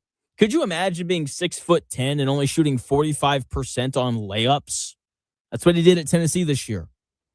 Doesn't feel like a great draft from the Bucks, but we'll see. The Warriors got Yaxel Lindenborg with the 11th pick. He'll fit in really nicely for them. He's an older player who can really shoot the basketball and defend at a high level. He was going to fit wherever he went, and he landed in a place that's trying to have success in the late stages of Steph Curry's career. And I think he's a guy who's going to show up and help them immediately, just because he can really do everything. And defensively, he can defend a lot of different positions for them. And then the final pick, Haynes Steinbach, final pick of the lottery. I like the pick for the Hornets. He's a guy who's thick enough to play center. I don't know if he's a good enough rim protector to play center. But, that's, an option for him. He's certainly a good enough rebounder. I think he'll do that well immediately. He seems to have good feet on offense. The question is just going to be if he can expand his range or not. He shot it okay at Washington, but it kind of fell off over the course of the year. Like, he shot the ball 8% better from 3 in the non-conference compared to the Big Ten slate for him. So he's a nice piece for the Hornets. If he can expand his game to the perimeter, they'll have a nice little rotation of guys who can shoot and move without the ball to kind of put around LaMelo, Conkinipple, and Brandon Miller. So the World Cup is going on right now. It is in full swing. I will give you the match of the day and why it is the match of the day in 3 minutes.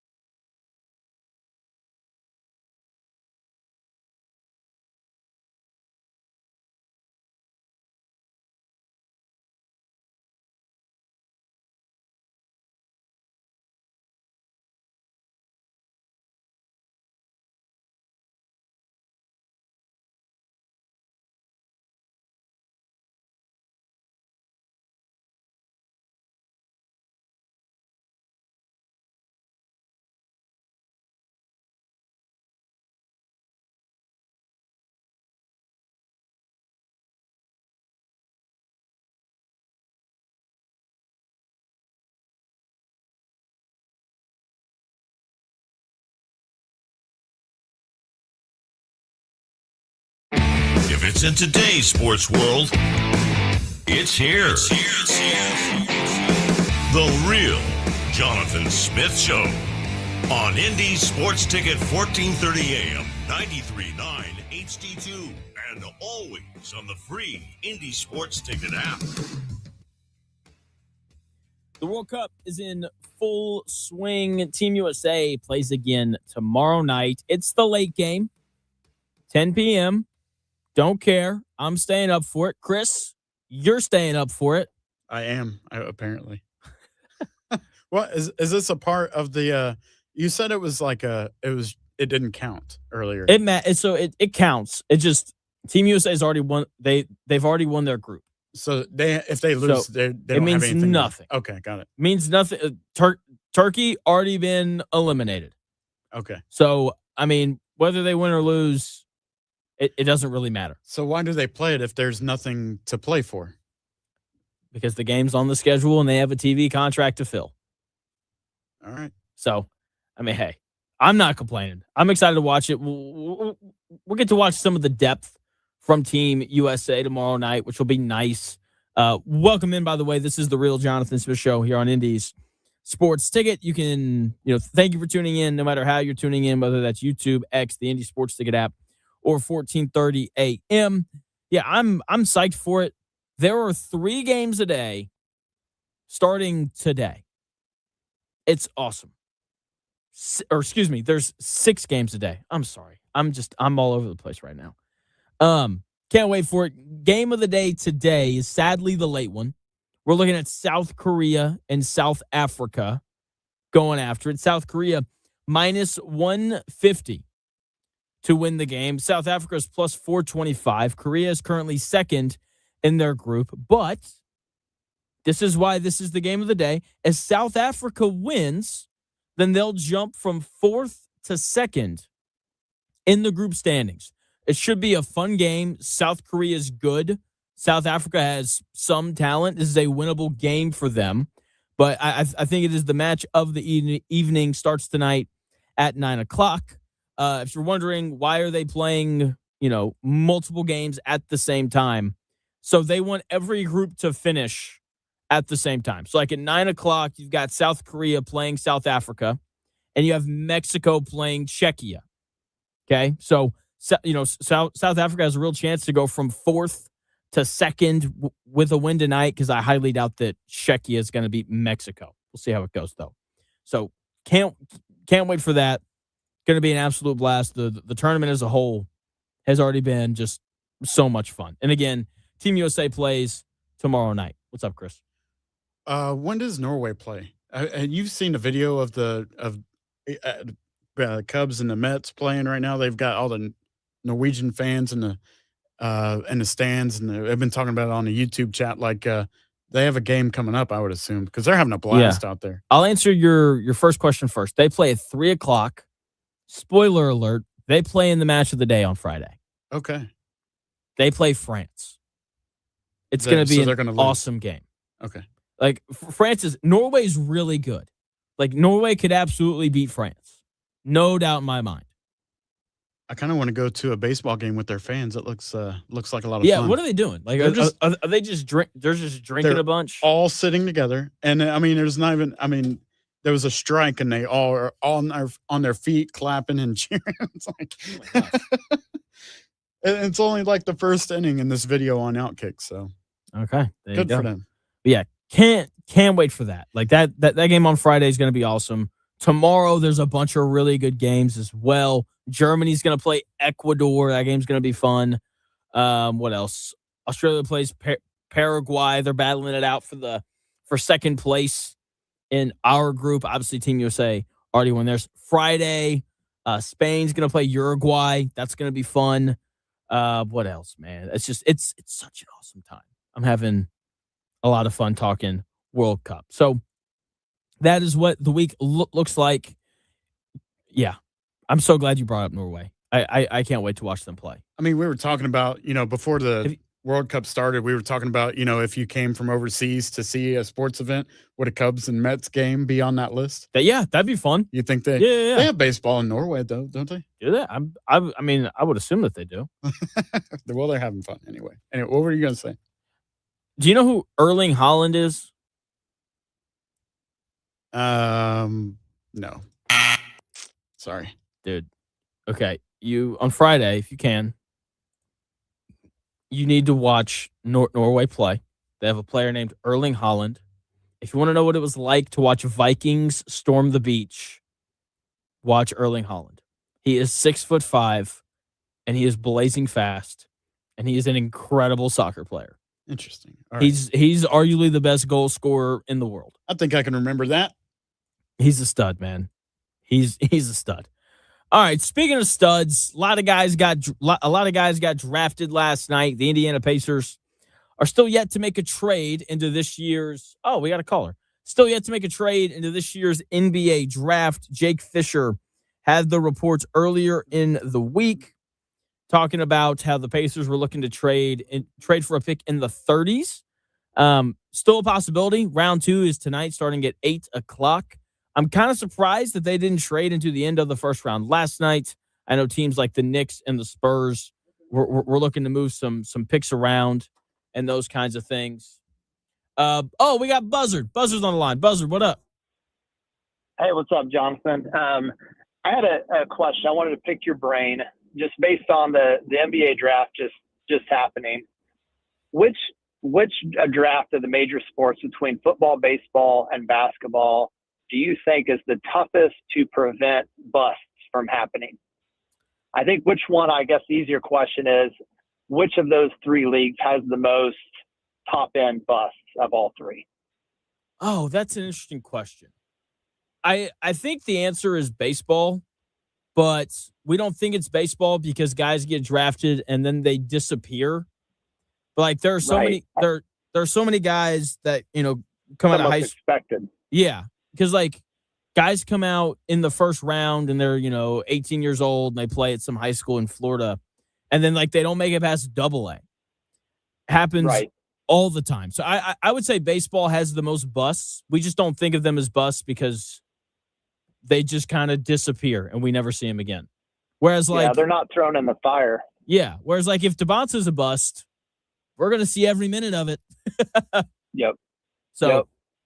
It's I think the NBA, I guess my point is the NBA is probably the most sink or swim of those 3 sports.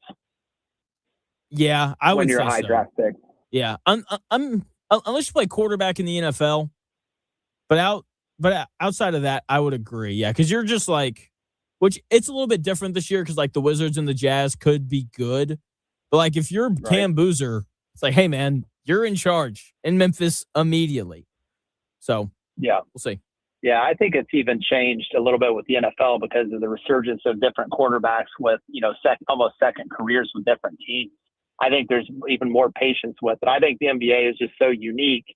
Even when guys were coming out like Garnett, Kobe out of high school, I think they were still expected to produce. You got, kids that had just turned 19, like even for your team, the Mavericks. I just think it's NBA is very unique with throwing people right in, and you're just going to see those busts a little bit more than what they should be. It is unique. And what's interesting about it is it's kind of weird that you don't have these career resurgences kind of like you do with NFL quarterbacks. Cause like the difference between, I'm trying to think of like Anthony Edwards, I think he's like 25 compared to like when he first came out is vastly different, Yep. So it's a good question though. It's a good question. All right, man. You out mowing lawns right now? What are you doing? I am training a new employee right now, so I'm just teaching him all of my wisdom, which should take about 30 seconds. There you go. You're like, here's the number 317-228-1430. When you're bored, just call this number. Yeah. This is what you do. Yeah, you got it. Teaching them how to win Holiday World tickets. That's right. That's right. Thanks for the call, Buzzard. All right, man. See you guys. See ya. Shout out, Buzzard. Always great when he calls in. So speaking of the draft and busts and things, can't be a bust if you go in the second round, which may happen tonight. Pacers looking to looking to hopefully trade for a pick somewhere in the 30s, because free agency is not really a thing anymore in the NBA. Everyone gets traded before they reach free agency. So, the Pacers seem like they're looking to add one more piece. They're either going to have to do it in the draft tonight, or they'll have to make a trade for somebody. I mean, hunting for a rotational playoff piece in modern NBA free agency is like arriving at Golden Corral, Chris's favorite restaurant, at 9:55 p.m. You show up and like all the prime ribs gone. You're left fighting over a single dried out chicken wing. If they reach free agency, then the chances are they are not a rotational playoff player. Okay, the Pacers are likely going to have to give up something for another player. I mean, they could have given up a little bit more to grab a guy in the first round last night. They opted not to do that. That's kind of what I think that they should have done. I think a guy like Philon Jr., the guard out of Alabama, would have been an excellent fit for them, just between the shooting and his ability to handle the basketball and get a shot for himself, but also for his teammates. Now, he went to 22nd overall last night to the Philadelphia 76ers. So we'll see what they end up doing. Now, if they're able to trade for a pick, it'll be a second round guy who probably doesn't have as much upside, unless it's Malik Thomas. That guy's awesome. Certified bucket getter, and that's what I think the Pacers need off the bench to replace what Mathurin gave them. Okay, Malik Thomas is a willing defender as well. I wish he was a little thicker than he currently is, but he can stay in front of guys. And again, he can score as well as anyone else in this draft class. Catch and shoot, off the bounce, getting to the rim. I mean, he can do it all. He's an excellent movement shooter as well. He also doesn't stay on the ball too long. Like, that was one of my complaints about Benedict Mathurin, and part of why I don't think it really worked as well as it could have here. Like, he would catch the ball, and there would be a moment where he had to process everything after he caught it. Whereas with Malik Thomas, when he catches the ball, he already knows what he's going to do before it even touches his hands. Okay, so love Malik Thomas. Really hope that he ends up being a Pacer tonight. Hopefully, the Pacers can just call up the Knicks, trade for the 31st pick, send them Ben Shepherd, which I actually think would make a lot of sense for New York, since they're probably going to lose Landry Shamet in free agency. So we'll see what they end up doing. It still looks like, for the Pacers, Emmanuel Sharp is the guy that they want. We'll see if it ends up happening for him or not. A good shooter who defended well at Houston. Even though he's a smaller shooting guard, he seems like a guy who would fit in well for the Pacers off the bench. Again, I would like a more prolific scorer, a guy like Malik Thomas, but, grabbing a shooter's never a bad thing, especially if they're one to upgrade over Ben Shepherd. And I don't know if Emmanuel Sharp is exactly an upgrade, but he certainly could be, just because defensively, I do think he's better. And Ben Shepherd has not been some amazing shooter since he arrived in the league, hovering around 35% for his career. So not great, not terrible either. So we'll see what they do. We'll see if the Pacers can find a trade partner and find a guy to land tonight. We will see. Chris, is there anybody you want the Pacers to draft tonight? I think I'm with you. I'm still kind of laughing in my head because you were like, it's hard to bust in a second round. You missed one earlier too. Yeah, I probably did. You completely threw me off, man. I had another thought that it just kind of no ding for top end busts, which is what Buzzard said earlier. Okay. Oh, I was messaged, I think from Ross yesterday. He said that the DR in Congo does not stand for doctor or Dominican Republic. What does it stand for? It stands for the Dominican Republic of Congo. Okay. Promise. Also, I'm so gullible. Nice little comment here from RBO Sprint. I'd rather the Pacers take Wilkerson over Smith between the two because size matters. There it is. Nice. What kind of size are you talking about? There you go. Hey, man. It's not the size of the boat. It's the motion in the ocean. That's right. To be fair, takes a rowboat a lot longer to get across the ocean than it does like a cruise ship. I mean, you're not wrong. I'll give you that. I know I'm not wrong. I mean, seriously, you could take the best rowing team in the world. They're not beating a, Royal Caribbean cruise liner from Tampa, Florida to the Bahamas. It's just not happening. Unless that ship gets some kind of rat poisoning disease that they have to. But that's not slowing it down.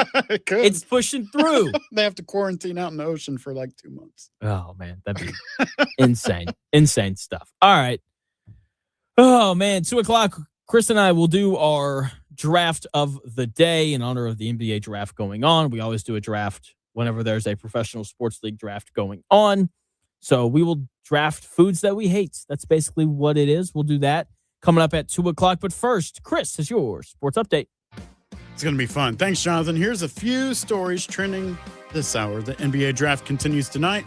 And as of right now, the Pacers still yet to have any moves happening.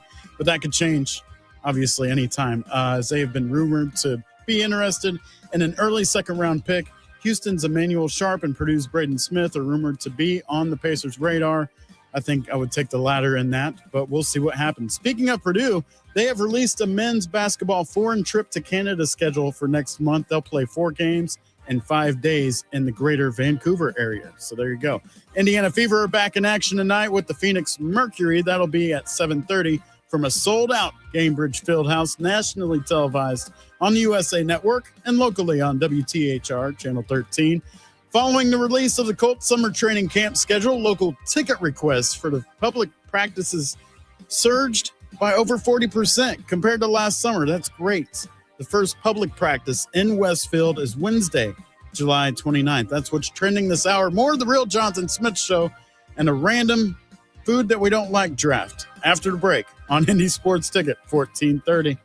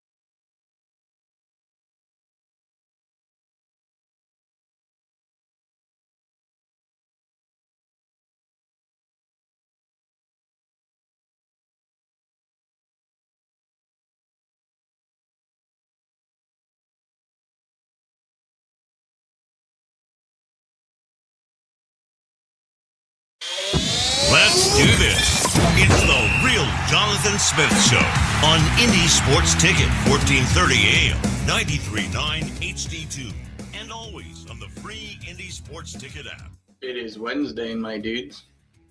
It is Wednesday, my dudes, which means we got day 2 of the NBA draft going on tonight at 8 o'clock. And as we always do here on the Real Jonathan Smith Show, we always host a draft of our own when there's a real draft going on. Welcome in to the Real Jonathan Smith Show here on Indy Sports Ticket. Thanks for tuning in, no matter how you're tuning in, whether that's YouTube, Indy Sports Ticket. If you want to head over there and subscribe, you can watch the show on X__Jonathan Smith to follow me there and watch the show there. You can also listen on the Indy Sports Ticket app or 1430 AM if you're cruising around the Indianapolis area.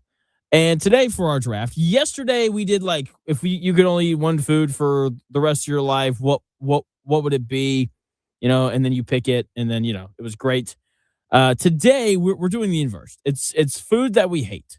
And, you know, I don't know about you, Chris, but I'm excited for this one. I'm very intrigued to see what you're going to pick. I'm a picky eater, so I know you're not going to agree with every choice I have, but I'm not going to agree with every choice you have either. Probably. That's fair. Who had the first pick yesterday? I think I had the first pick yesterday. So did you? Okay. You were on the clock. If you want to be. Yeah, I'll be on the clock. I'll be on the clock. All right. For the first pick in the worst foods draft, I have to take good old reliable green beans. I hate green beans. I remember you saying this yesterday. They're absolutely disgusting. Can't stand them. Terrible stuff. Is there something specific about it that you don't like? They don't have any taste, and I don't like the texture. I get the texture 0 for thing. 2. I get the texture for sure. So, yeah, there's that. Okay. So, don't bring any green beans to Jonathan ever. Do not. All right. So, for my first pick, I'm going to say this. Now, these are things that we will never touch. We would rather probably jump off a bridge than, you know, have this on a plate in front of us. Correct. I'm going to say anything that is still alive, I'm not going to touch. Okay. It's not for me. Like, you see some restaurants. Can you elaborate on that? Like, okay, some restaurants have like, I don't know, octopus or something like that, and some kind of grill, and it's like the arms are still moving, or some people like to eat insects or whatever. Like, and it's, you know what I mean? Like, I'm cool on that. That's a hard pass. That's definitely something I'm not touching. But if the animal's dead, you'll eat it. Depends on the animal. Would you eat escargot? No, if no. Dude, you're missing out. It's really good. I know you've said this before. I don't even know what's the base. Is it a fish or something? I don't know. Oh, it's so much worse than that. Oh. It's snail. Okay. And they cook the whole thing in garlic butter. When they bring it out to you, it's in like a bowl, but there's like little divots in the bowl, and across the top, there is just garlic butter. It tastes like butter. It's so good. I feel like I would eat that before fish, though. Before fish? Yeah. You would eat that before salmon? Probably. That's crazy. Is the snail alive? No, Do I have to dig it out of its shell? No, okay. It's dead. It's well, dead. Get in my belly. Let's go. Get in my belly. All right, you're next. Okay.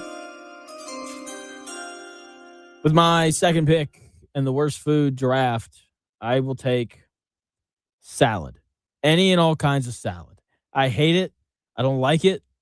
I hate when I go to restaurants and they say, "Would you like a salad with your meal?" And I say, "Can I get another side instead? Give me more potatoes, please." You hate salad that bad? I hate salad, dude. Why? It's just because it's disgusting. It's just it doesn't taste good. It's just lettuce and cheese, some onions, some pieces of egg. I don't maybe? want cold onions. Onions are only good when they're hot and they've been caramelized. Okay. And you don't really bite into them. They're good when they help the flavor of like some sort of meat that you're eating. That's what onions are good for. I don't like lettuce. I don't like ranch. Caesar dressing, not for me. Pass on it. I did not see that coming. But okay. No salad and no green beans for Jonathan. All right. My next pick for things that I'm not touching, and I'm going to go with meatloaf. I don't know what the big Oh, what? I don't Meatloaf's know. so good. I don't know why people love meatloaf. What are we so talking much, about? but it's just an abomination of beef. It's so good. It's gross. When Like, made correctly. There is definitely gross meatloaf out there. But when made correctly, meatloaf's awesome. nah, unless it's gonna jump up and sing "I would do anything for love," but not do that or whatever, then I'm cool on that. That's funny. But there you go. I'm not touching meatloaf. Man, that's crazy. Okay. I mean, you can expand. I think I was forced to eat it like in high school or middle school or something like that, and I had a bad reaction or something, and I never ate it again. That's a little more understandable then. Okay. For my next pick, olives. Hey, don't want them. Get them away from me. They're wet. They just sit in that jar all day, and don't want them. Pass. There are some olives in salads, right? Yeah, there are. Okay. Is you sense a theme here? So for everything I don't like is green. That would make you a colorist. I think. I don't know, but I'm not a colorist. I love Brussels sprouts. Okay. So if you ordered a martini, they brought you one with an olive in it, you'd be like, take it back. Yeah, I'd be like, because it touched my. I'm not that picky. I wouldn't like it, but I would take it out. Like, I don't like pickles. Hate pickles. What's wrong with you? Can't stand them. All right, I like pickles, but I don't do relish. But like, if you brought me if you brought me, like, if I go to Chick-fil-A and they for some reason mess up my order and they leave the pickles on my sandwich, I'm not gonna be like, I need a new one. I'm just gonna take the pickles off because I don't want to be a nuisance. Like, I worked in restaurants long enough to know that that's just annoying. So I'm an adult about it. Take it off, and we're good. All right, interesting.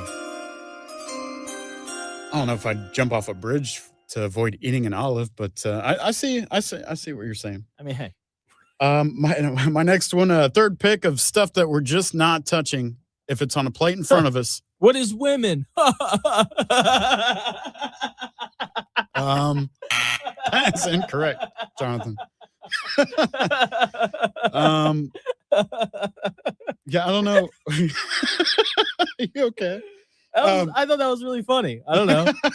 I'm sorry. No, that was yesterday's, and it should have been number one for yesterday for things that we would whatever. All right. Okay, moving on. Number 3 for me of things I'm not touching is sardines. Have you ever eaten? Gosh dang it, that was on my sardines. List. It's where they like little fish in a can. Yep. I don't understand why people voluntarily eat and shop for these, but I gotta go find another one. Gosh dang it. Okay, you're nasty. I got one. Don't put it on my plate. Now I'm with you. I had that on there too. I almost put beanie weenies on there, but I feel like sardines kind of encapsulates that. Canned meat, unless it's tuna, pass. Oh no, I'm passing on tuna too. Well, I would eat spam before tuna. I pass on the spam. Pass on the spam. All right. I don't want it in my email, and I don't want it on my plate. I see what you did there. There you go. Great, clean jokes. PG-13. All right, my fourth pick, right? Yeah, fourth pick here. I'm gonna go tofu. I don't want tofu. Jonathan, have you ever had tofu? No, it just looks disgusting. Did you just ask yourself a question? Yeah. What's wrong? I wanted to do a little Mike Woodson. Oh, I see. A little Mike Woodson on this hump day. You just spoke to yourself in the third person. Yeah, man. I don't want tofu. I've never had it. Don't want it. Looks terrible. Yeah, I'm good. No thanks to tofu. I would agree with that one. I don't think I've ever had it, and I'm not. I mean, I'm open to try it, I guess, but nope, not even open. Doesn't look appetizing at all. I'll try just about anything. Won't try tofu. If the name of your food sounds like a kind of martial arts, pass. Very good. I agree. That's just a rule I like to live by. That's fair. So my fourth one, you're going to disagree with because you just kind of mentioned it. I'm not touching Brussels sprouts, or cauliflower. Really, all right. Neither cauliflower. One of them. Both of them tie. Is it because cauliflower's white? That no, it's I don't know. It looks weird. It smells weird. Steamed cauliflower is really good. It has no taste to it. It's like how you feel about green beans. I just feel like I'm just chewing on something Okay. that's What's wrong with Brussels sprouts? Brussels sprouts have a taste. nah, they stink. All right, too. here's what you got to do. I refused to eat Brussels sprouts for a long time, but then I grew up. I'm kidding. I started working at Longhorn, and if you think you don't like Brussels sprouts, you go to Longhorn, you get a big steak, and they say, "What sides would you like?" And you say, "I'll take the Brussels sprouts." Here's why you say that. You say that because they're not really Brussels sprouts. They soak them in honey butter, and they are delicious, incredible. They're like crispy as well. So if you don't like the texture of them, like you don't have to worry about that. So they're crunchy. Dude, they're so good. If you had to compare what a Brussels sprout tastes like to something else, what would it be? Like this tastes like. This tastes like, I don't know. I think they're unique. Tastes like unique. All right. I don't know. Yeah, I guess. Okay. All right. My last pick right here. All right. You're number 5. Yep. Going oysters. Don't want oysters. I think they're disgusting. They're slimy. I don't like the texture. I don't like the way that you have to eat them. No oysters. Pass. I would agree with that. It's like I won't eat oysters, but I will jump off a bridge and join the oysters, you know? Now, sometimes there's something that is alive in oysters, right? Like what is inside? Because sometimes it moves on its own, and I don't like it. Are oysters alive? There's something not the shell. Yes, oysters are alive when you eat them, or at least very recently alive, which ensures freshness and food safety. There you go. Yeah, I'm not okay with that. Yeah, pass. I don't like slimy things. I think that's really more so what it is than anything else. You know, I also don't like things that I gotta go to be able to eat, you know? All right, noted. All right, very good. My 5th pick, last pick of our nasty food draft. Unpopular opinion. No longer is saying the things we don't touch draft. Yeah. Right. Unpopular opinion, but I really can't get with dragon fruit. That makes sense. Oh, you know what I mean? Because it kind of looks weird to me, so I don't touch it. Can I? Oh man, you said that, and now I'm thinking of a food. Now you've got like a runner-up, don't you? Yeah. All right. Do you have any runners up? I do. But it's all in one building called Arby's. I love Arby's. I can't do Arby's. The answer is grapefruit. Grapefruit's disgusting. Grapefruit's okay. No, it's not. That means you're old and you need help pooping. That's what the grapefruit's for, man. That's what it's for. That's what it's for. My grandma used to put away some grapefruit. Yeah, I never understood why. Because grapefruit, I'm sorry, it's for old people because it helps you poop. That's why people eat it. Yeah. It's terrible. C. Fitch is on the line. What up, C. Fitch? How much grapefruit are you piping down these days? I don't like grapefruit. Good call. Leinenkugel used to have a grapefruit shandy, though. That was phenomenal. They don't sell it anymore, though, but it was really good. But I actually have the most unpopular food opinion of all time that I dislike. All right. And I don't care if it's my favorite food, but all food at cookouts or buffets, because I don't need people coughing and sneezing on my food or flies flying on it. So I will not eat at cookouts, at buffets. If there are people around, I will not touch the food. I will starve first. So you just don't eat at restaurants? No, like a buffet style, no. Like if I'm ordering the food and they bring it to me, yes. But like when there's a bunch of people around the food itself, no, I will not eat it. You don't want us common folk around your food. That's what I'm hearing. No, it's not that. I mean, have you been to a cookout? Do you see the people that, even if it's family, like there's always a kid coughing. Like I don't need to eat that food. Definitely don't want anybody coughing on your hot dog, do you there, C. Fitch? No, absolutely not. No. That's funny. No, I mean, okay. That makes sense. What I meant earlier by common folk is like you're okay if like a chef makes your food or like a line cook. You don't want like people not a part of the kitchen staff around your food, right? Correct. It drives my wife insane because I'll be like, well, that cookout was fun. Now we need to go by somewhere so I can eat. It drives her nuts, but I will not. No, I won't eat around a bunch of people. Hey, man, I get it. Some of these people out here are nasty, man. Yeah. You don't know where their hands have been. I get it. I get it. So combining yesterday and today, C. Fitch, we know not to bring you to a cookout that has fireworks. Oh, yeah. Yeah. Well, Grady and I, we both July? despise fireworks. What are you doing on Saturday? What are you doing for the 4th of July? I have to sit with my dog so she doesn't eat through the wall. Is that why you don't like fireworks? That's why I dislike Huh? I said, is that why you don't like fireworks? Yes. Yeah, I can't stand them because it drives my dog insane, which then drives me insane. Fair enough. Yeah, it's already started in my neighborhood. They were up till 1 o'clock this morning doing fireworks. I'd have called the cops. Yeah. You think I'm playing? I'd have been like, hey, come get these kids. I mean, eventually they got to run out, right? Yeah.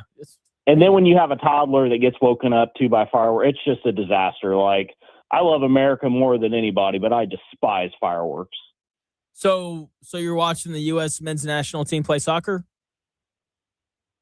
I'm betting on them. Does that count? Yeah, it counts. Why not? That counts. Sorry about England yesterday. Hell yeah. But to be fair, for those who don't know, C. Fitch sent us a parlay, and for some reason he bet on England in Boston. That historically is just never a good call. They were huge favorites. I just went by the favorites. I was like, okay, I can double my money if I bet on these 4 favorites. And I figured soccer, like, you have a good chance if there's somebody a big favorite. Yeah, I'm with you. I get the bet. I was just making an American history joke. It's okay though. Because England was minus 450 on the money line. Jeez. Yeah. So I'm like, okay, well, that sounds easy. Are you betting the games tonight? I'm going to try. I don't know what I'm betting yet. I'm just going to look. Okay, there's like 6 games today. Because I don't know crap from apple butter on soccer, but we're gonna give it a whirl. All right, you want I don't know about expert. Would you like an amateur opinion on all these games? I can give you one. Yeah. Morocco and Ivory Coast. Ivory Coast should dog them. That game's. Or wait, no, that's Thursday. Excuse me. Let's get up here to today. Qatar's playing Bosnia. Qatar's probably the worst team in the tournament, so I would bet against them. The Swedes are playing Canada. I need to look at the group standings here because that's going to impact who plays and who doesn't. Sweden's playing. Oh wait, no, sorry. Go ahead. No, you're good. Canada and Switzerland are tied. I would probably take Canada in that one. I know Switzerland's plus 150. I don't know what Canada is in that one, but like they are at home. I do think that matters. They're plus 225, so they're pretty evenly matched. Morocco. So who are you taking? I would take Canada in that one. Okay. Morocco plays Haiti. I take Morocco. They should crush Haiti. Brazil's gonna play Scotland. I've enjoyed watching Scotland play, but like Brazil's got the best player in that match with Vinny Jr. So I would take Brazil. They're playing in Florida as well, so that's basically home field advantage for them. Mexico plays Czechia. I would take Mexico minus 105. Mexico's really good. I'm kind of surprised they're not bigger favorites than what they are. I want to see. Why is that not popping up? Sorry, I want to see what the odds are for Czechia to win that game. Plus 270. Okay, that's the only reason why that is I'm pretty sure Mexico's already clinched their group. So that's why they're not bigger favorites, but I don't think it's really going to matter. I haven't been that impressed with Czechia. I just think that they're not playing very well right now. And then there's last game of the night is South Korea and South Africa. The smart bet is Korea at minus 170. But if South Africa beat them, I would not be surprised. I'd probably just stay away from that one. Okay, so we'll take the first 5 picks. If we just parlay them, gives us a nice plus 1270. Oh, for the wow. night. All right, there you go. That sounds like fun. Yeah, let's throw $10 on that and win some money. The only problem with a parlay is like if Qatar somehow draws with Bosnia, it's like what do you do the rest of the night?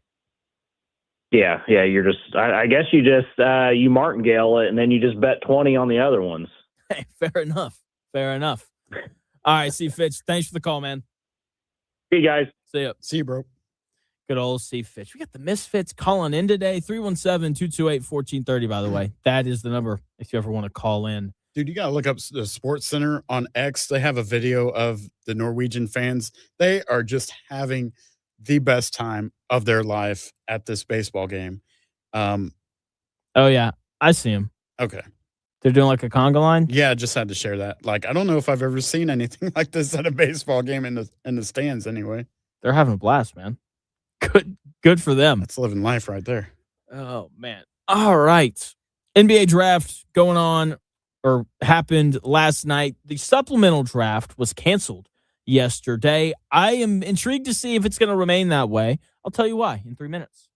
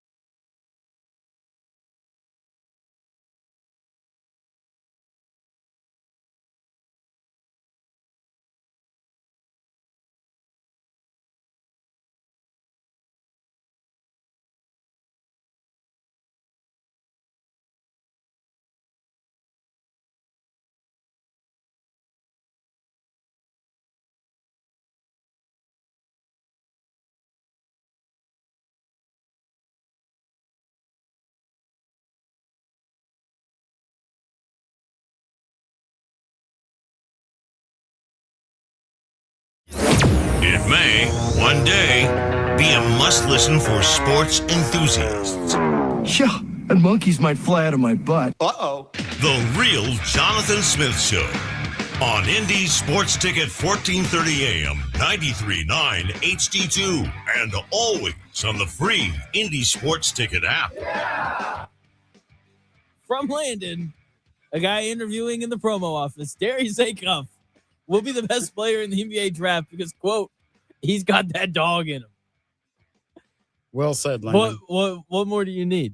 What more analysis do you need than that? Welcome into the Real Jonathan Smith Show. Andy says, "This is Jonathan. He talks about sports and stuff." Yeah. And great stuff. Description. Yeah, I mean, hard to do better than that. Yeah. I mean, she's not wrong. Perfect. Yeah, you know, that was accurate. Could have been like a little more dialed in on the details, but hey, it's fine. It's fine.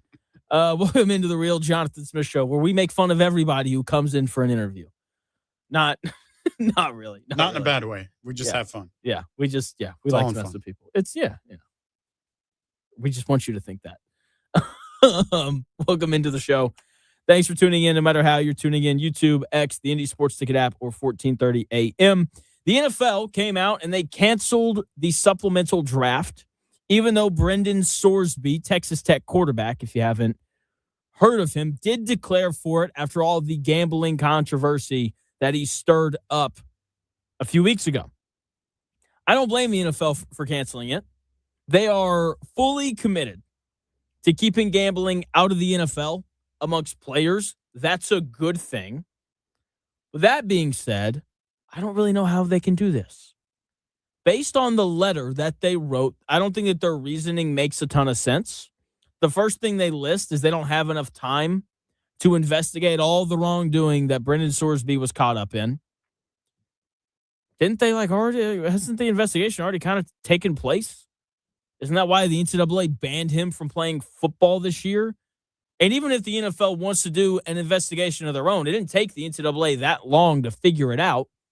And from the time Brendan Sorsby declared to the time that the supplemental draft is set to take place, they would have had like a month to do the investigation. So I don't know about that. Okay. So there's that. Seems like they would have had plenty of time given their relationships with the sports books. The NFL also says that Brendan Sorsby hasn't demonstrated accountability for his actions. I don't know if that's entirely true. To Brendan Sorsby's credit, I think coming forward and admitting wrongdoing is a form of taking accountability. Okay, he very easily could have just continued to hide everything that he was doing. And to his very, very small amount of credit, he didn't do that. Now, that's not everything, but I do think that between admitting wrongdoing and going to rehab for his gambling issue, it seems like he's taken some form of accountability. So I don't think that reason really holds water. Here's the NFL's biggest issue, though. The CBA doesn't say anything about investigations or taking accountability for your actions. Okay, Sorsby's lawyer thinks that this ruling violates both the CBA and the law. I don't know how it violates the law, but it certainly violates the current CBA. We got a text earlier that asked an interesting question, like, since Brendan Sorsby hasn't been drafted yet, is he protected by the CBA? I feel like draft prospects would be protected by the CBA. But I don't really know how that works. It's a great question. But either way, he is eligible for the supplemental draft. It just seems like the NFL doesn't want him in the league because of his ongoing issues with gambling. And again, I don't blame them for that. But with the current CBA, I don't think they can just cancel the supplemental draft because they don't want him in the NFL. Okay, the NFL's dynamic here, I think, is very backwards. Like, they act like a strict parent who goes completely nuclear over a C- on a math test, but completely turns a blind eye when the kid smashes a baseball through their neighbor's window. If the NFL had a say in who was and wasn't in the NFL, I don't think we'd have as many, violent offenders in the NFL as we do. Or does the NFL care more about gambling than it does violence? I don't think that's true, but it might be, I guess. What I'm interested to see is if this is a deterrent for anyone to take him in the supplemental draft, because I do think that their lawyer has a case, and I do think that there's a chance that, that the supplemental draft is held. If I'm an NFL team, I don't want to make an enemy of the NFL because they can screw you over if they really want to. Okay? They control your schedule, and they can find a way to make it tougher on you if you go against them. Here's what I also don't understand. Okay? The NFL teams are going to police this. You remember when the Ray Rice elevator video came out? It comes out, the story breaks that he, beat up his girlfriend in an elevator, and everyone's like, oh, that's pretty bad. And then as soon as the video came out, the Ravens released him immediately, and no one ever picked him up. Even though, to Ray Rice's credit, he was a pretty good basketball player, or football player, excuse me. And that's kind of what I expect to happen here. These NFL teams aren't dumb. I would take the risk on Brendan Sorsby, but the majority of these teams aren't going to do that because you can't have a famous backup quarterback. Even if the quarterback's famous for a good reason. Look at Cleveland last year. Shedeur Sanders made everything more difficult and more of a spectacle simply because he's popular, because he's Deion Sanders' kid. When Tim Tebow was in the league, he made everything a bigger deal than it was. That's why he couldn't be a backup quarterback anywhere. Organizations don't want that distraction. The same thing is going to happen with Brendan Sorsby. Teams aren't going to want the distraction of having him on the roster. A controversial, high-profile backup quarterback is like a backup dancer who keeps trying to steal the spotlight from the lead singer. All he's going to do is draw negative attention towards a franchise from the backup quarterback role. No one wants that. Just look at the Colts. Anthony Richardson, because he tapped out and sucks at football, draws a lot of attention to the Indianapolis Colts. And you can tell Shane Steichen hates talking about it. He hates when he gets asked questions about Anthony Richardson. Okay, all it does is provide a distraction. I think that's part of why the Colts are looking to move him. They don't want to deal with that aspect of it anymore. Okay? So teams don't want to deal with it. So who even knows if he would get picked in the supplemental draft? Because while I do think that Sorsby's agent has a case, he may not even get picked. That's a real possibility. And I think that'll be the outcome. So the NFL should just have the draft. They can't change their mind after they've notified all the teams that they're not going to have it, though. I'm assuming, could be wrong here, Brendan Sorsby and his agent, they're suing. That is happening. Right. And if they win, then then wouldn't they have to have it? That's a good question. That I don't know, but I don't think they're allowed to say, you know what, actually we are going to do it. They have to wait until the next calendar year before they can have another supplemental draft. Yeah, it'll be interesting to kind of see how it all comes down. Because the ruling, like you said, the rules on that, I'm not 100% sure of. But as well, what if Brendan Sorsby wins this lawsuit as well? Then how does the NFL go about that? Do they just make him an undrafted free agent? I'm intrigued to see what they do. It'll be interesting.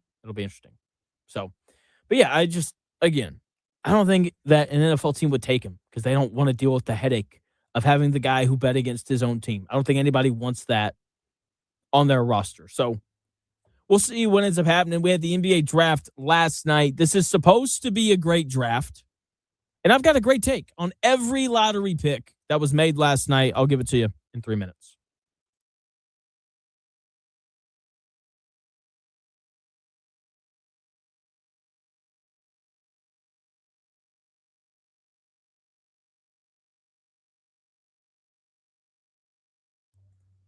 All right. And then I can just read them. Here we go. Celebrate the month of July with Zero Res and get 3 rooms of carpet clean starting at just $129 and get your air ducts cleaned for $599 per unit. Book online at ZeroResIndy.com and take advantage of the Indies Sports Ticket Special.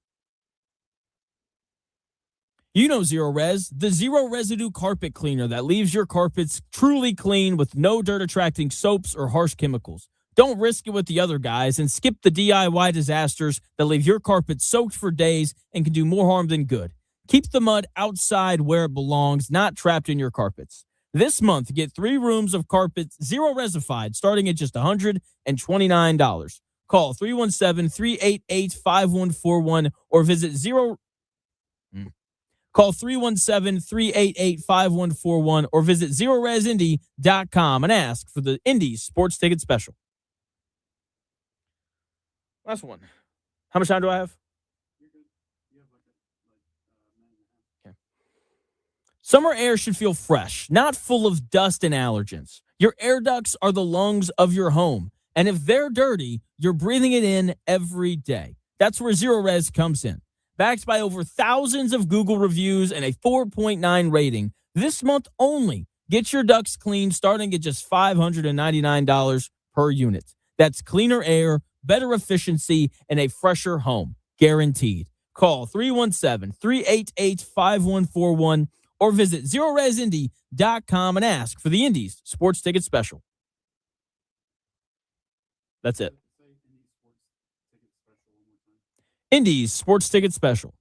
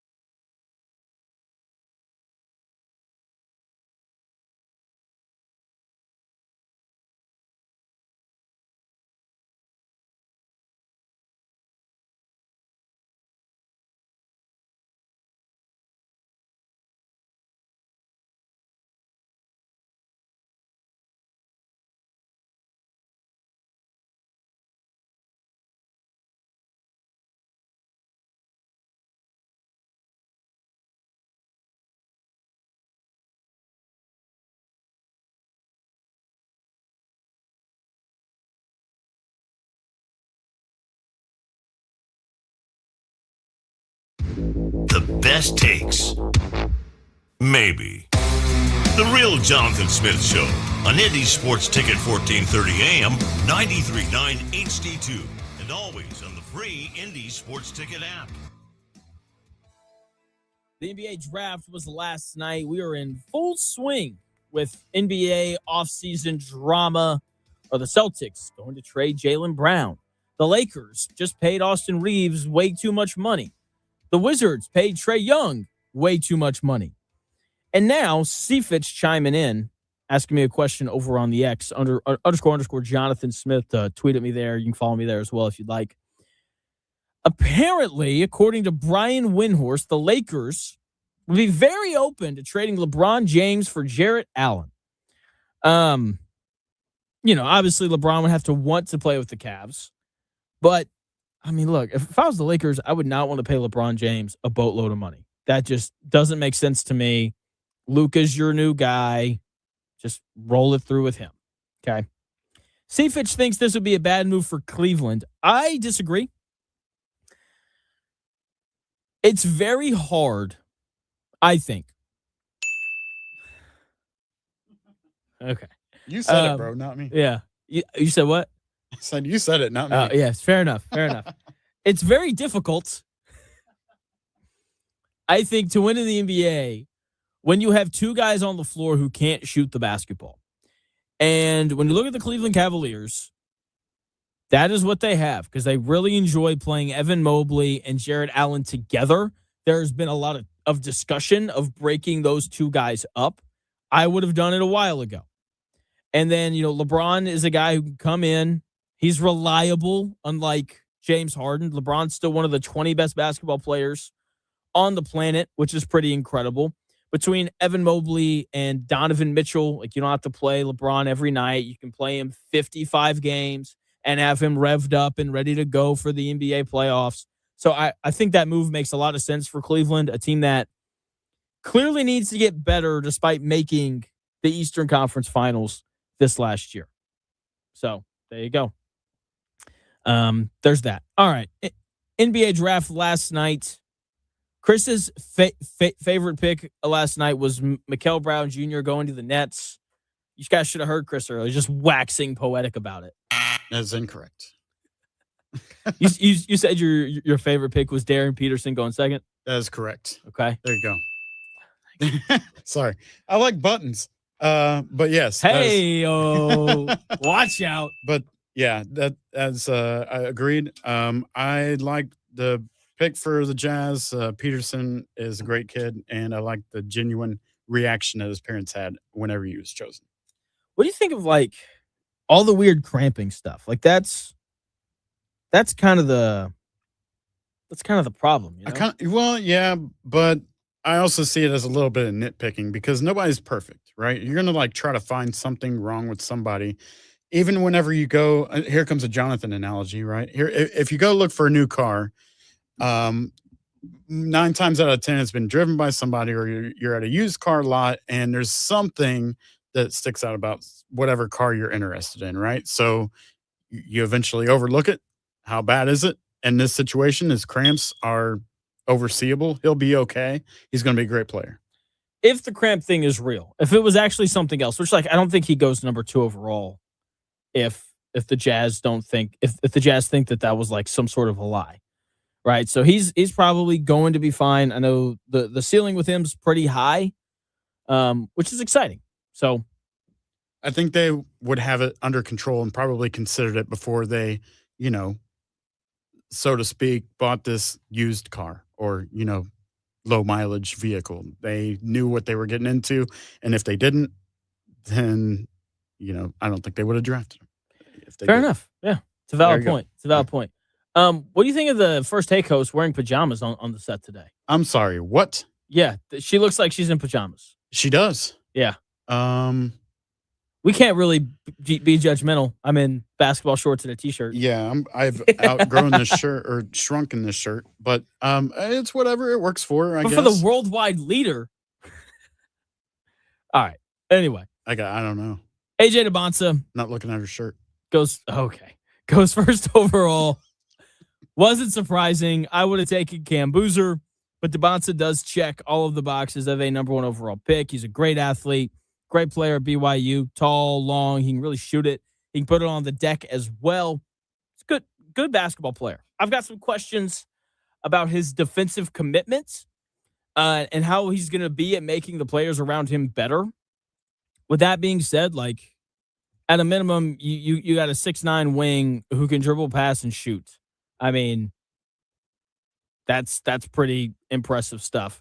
Oh, I don't know if this is breaking news, but it's news.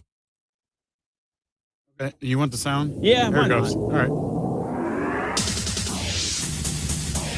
Sorry, I find this more interesting. You were just going to let me guess if it's breaking news? Yeah, it's officially breaking news because Chris played the sounder. There's that. So apparently, according to Chris Mannix from SI.com, does a great job covering the Celtics.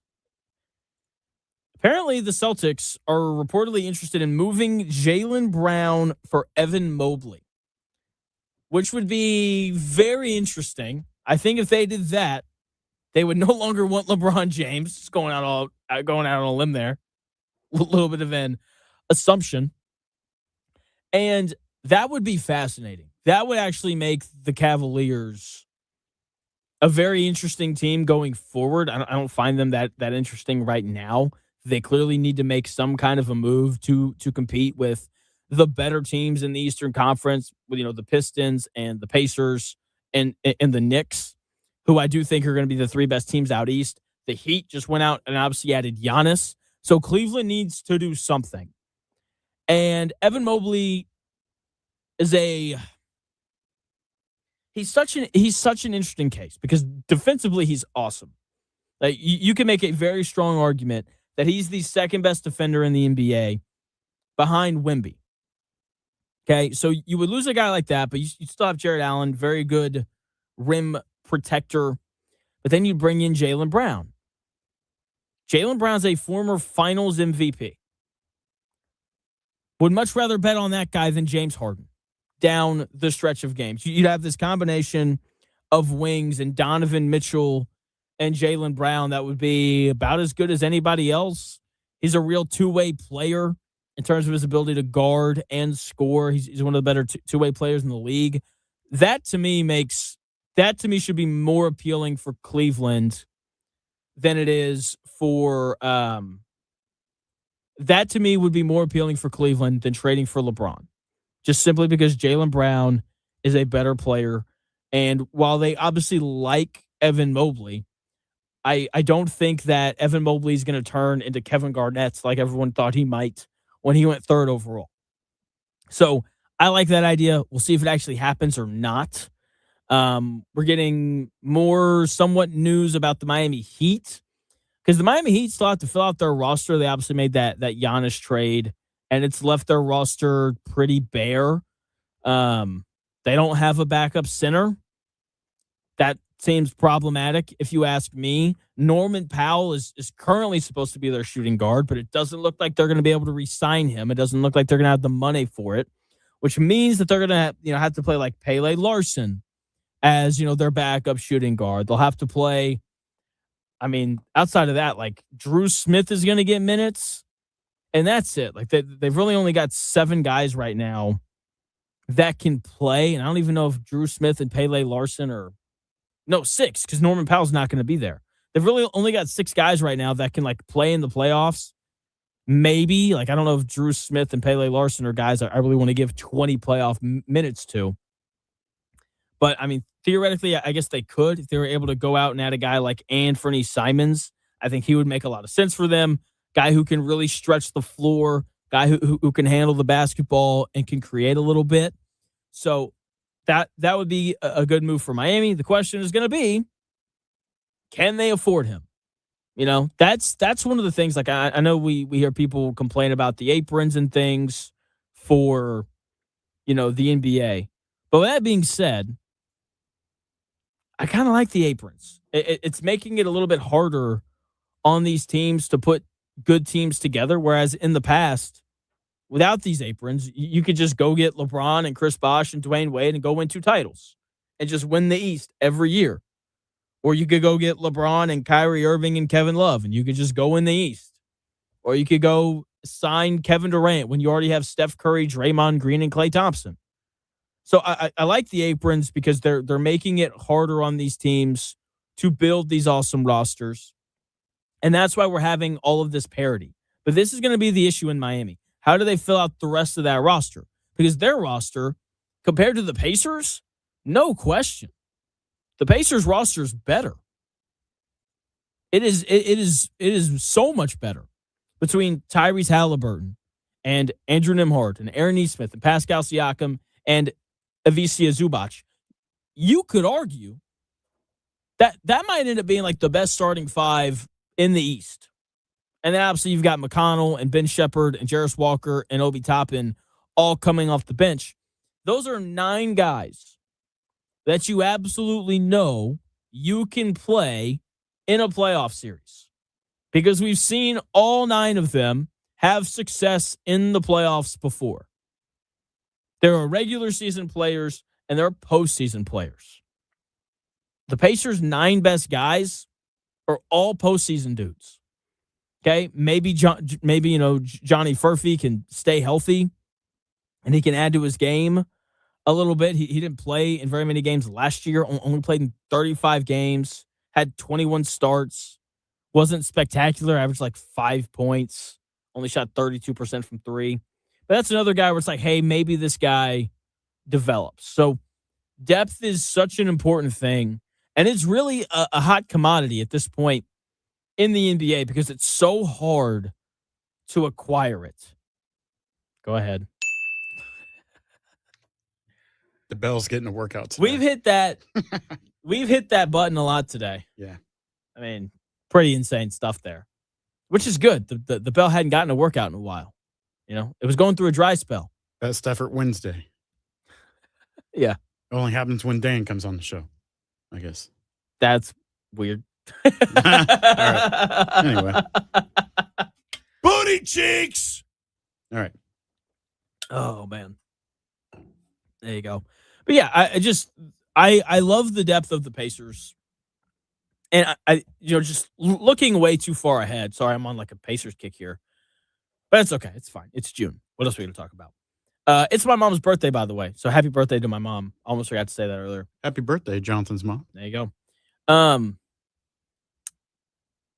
I think we're going to get a very similar storyline with the Pacers this year that we've gotten in, the past few years when they've been good, where people look at their team and they're like, oh, I don't understand. How are they this good?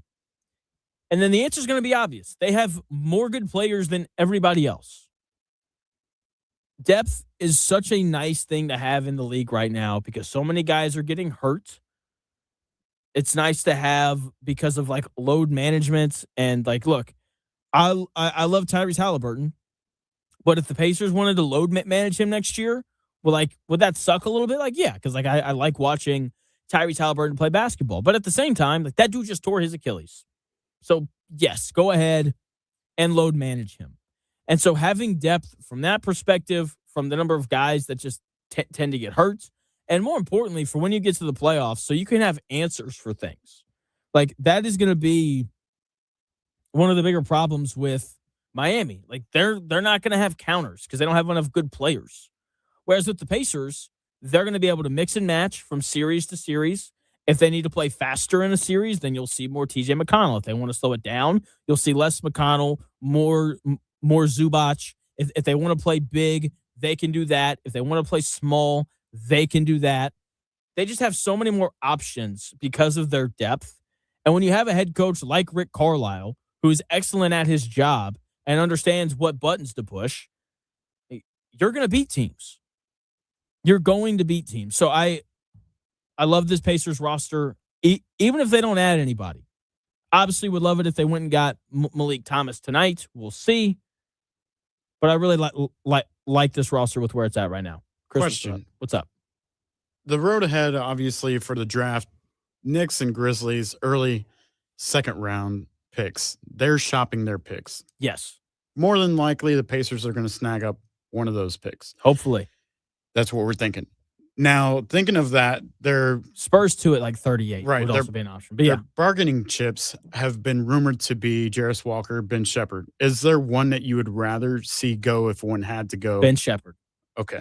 I still like Jarris Walker. I still own property on Jarris Walker Island, and it is an island. I think I'm the only person who lives here now. But like 6'8", long arms. I thought he got better as the season progressed last year. He can really shoot it. I think he's a good passer. I think he sees the floor well. He's just got to put it all together. Like he'll have like a really nice week, and then he'll have an awful week where it's like, why is this guy even in the league? And so I'm still holding out hope for him. Where it's like with Ben Shepherd, I feel he's an older player. I think we know more of what he is. He's a 3-and-D guy who shoots 35% from three and is like an average defender. Fair enough. So I would rather move Shepherd. He always kind of reminded me of Beaker from, was it Sesame Street or something? Yeah. Right. That's funny. Do you know what his favorite food is? No. Bread. Really? Yeah, that's why he's one of Amelia's favorite players because his favorite food's bread, just like Amelia. That's okay. So, there you go. Speaking of things we learned today, we learned that Ben Shepherd's favorite food is bread, according to those programs that we get from the Indiana Pacers. Over to Chris now with what we learned today on the Real Jonathan Smith Show. All right, class. What did we learn today? That's pretty wild. I don't know if I've ever loved a player because they like what I like as far as bread. But fair enough. Not judging, just different. Not used to that. This has been It's Hard to Bust in the second round edition of the Real Jonathan Smith Show. We learned today that Jonathan likes to use sports cars a lot in his analogies. It's probably something we learned before, but there's a lot of sports car analogies. We're revisiting that learning today. We also learned that Norwegian soccer fans enjoy baseball games like it's a bachelor party. Jonathan might be the first person I've ever met that hates salad. Outside the studio, Jonathan is known as the guy that just talks about sports and stuff. Yep. Is there anything else that we learned today? We learned that Chris doesn't touch women. See, I don't know how you phrase that or how you receive that, but that is absolutely incorrect. But that's kind of all I had. I was kind of relying on you to hear what you learned today too. Yeah, we learned that Oh man, I'm sorry. I love that. I'm gonna have to go back and listen to that because I think you're mistaken. I love that I love that joke so much. It's so like obviously you never. Let's not even. Get into it. Definitely heard you wrong or something. You said next on the things we don't touch draft, and I said what are women? Well, for one, that's incorrect, and for two, it's like a Jeopardy thing. I don't know. It is. It's been a weird Wednesday. It's been a fun day though. We I've had a appreciate great you. time. I've had a great time. All right. Tomorrow on the show, we will hopefully talk about a Pacers draft pick. The hope is to get Tony East on the show tomorrow to talk about that. We'll talk about the draft as a whole. We'll talk Colts and all the other things tomorrow, starting at noon. We'll talk to you then. See ya. We're done.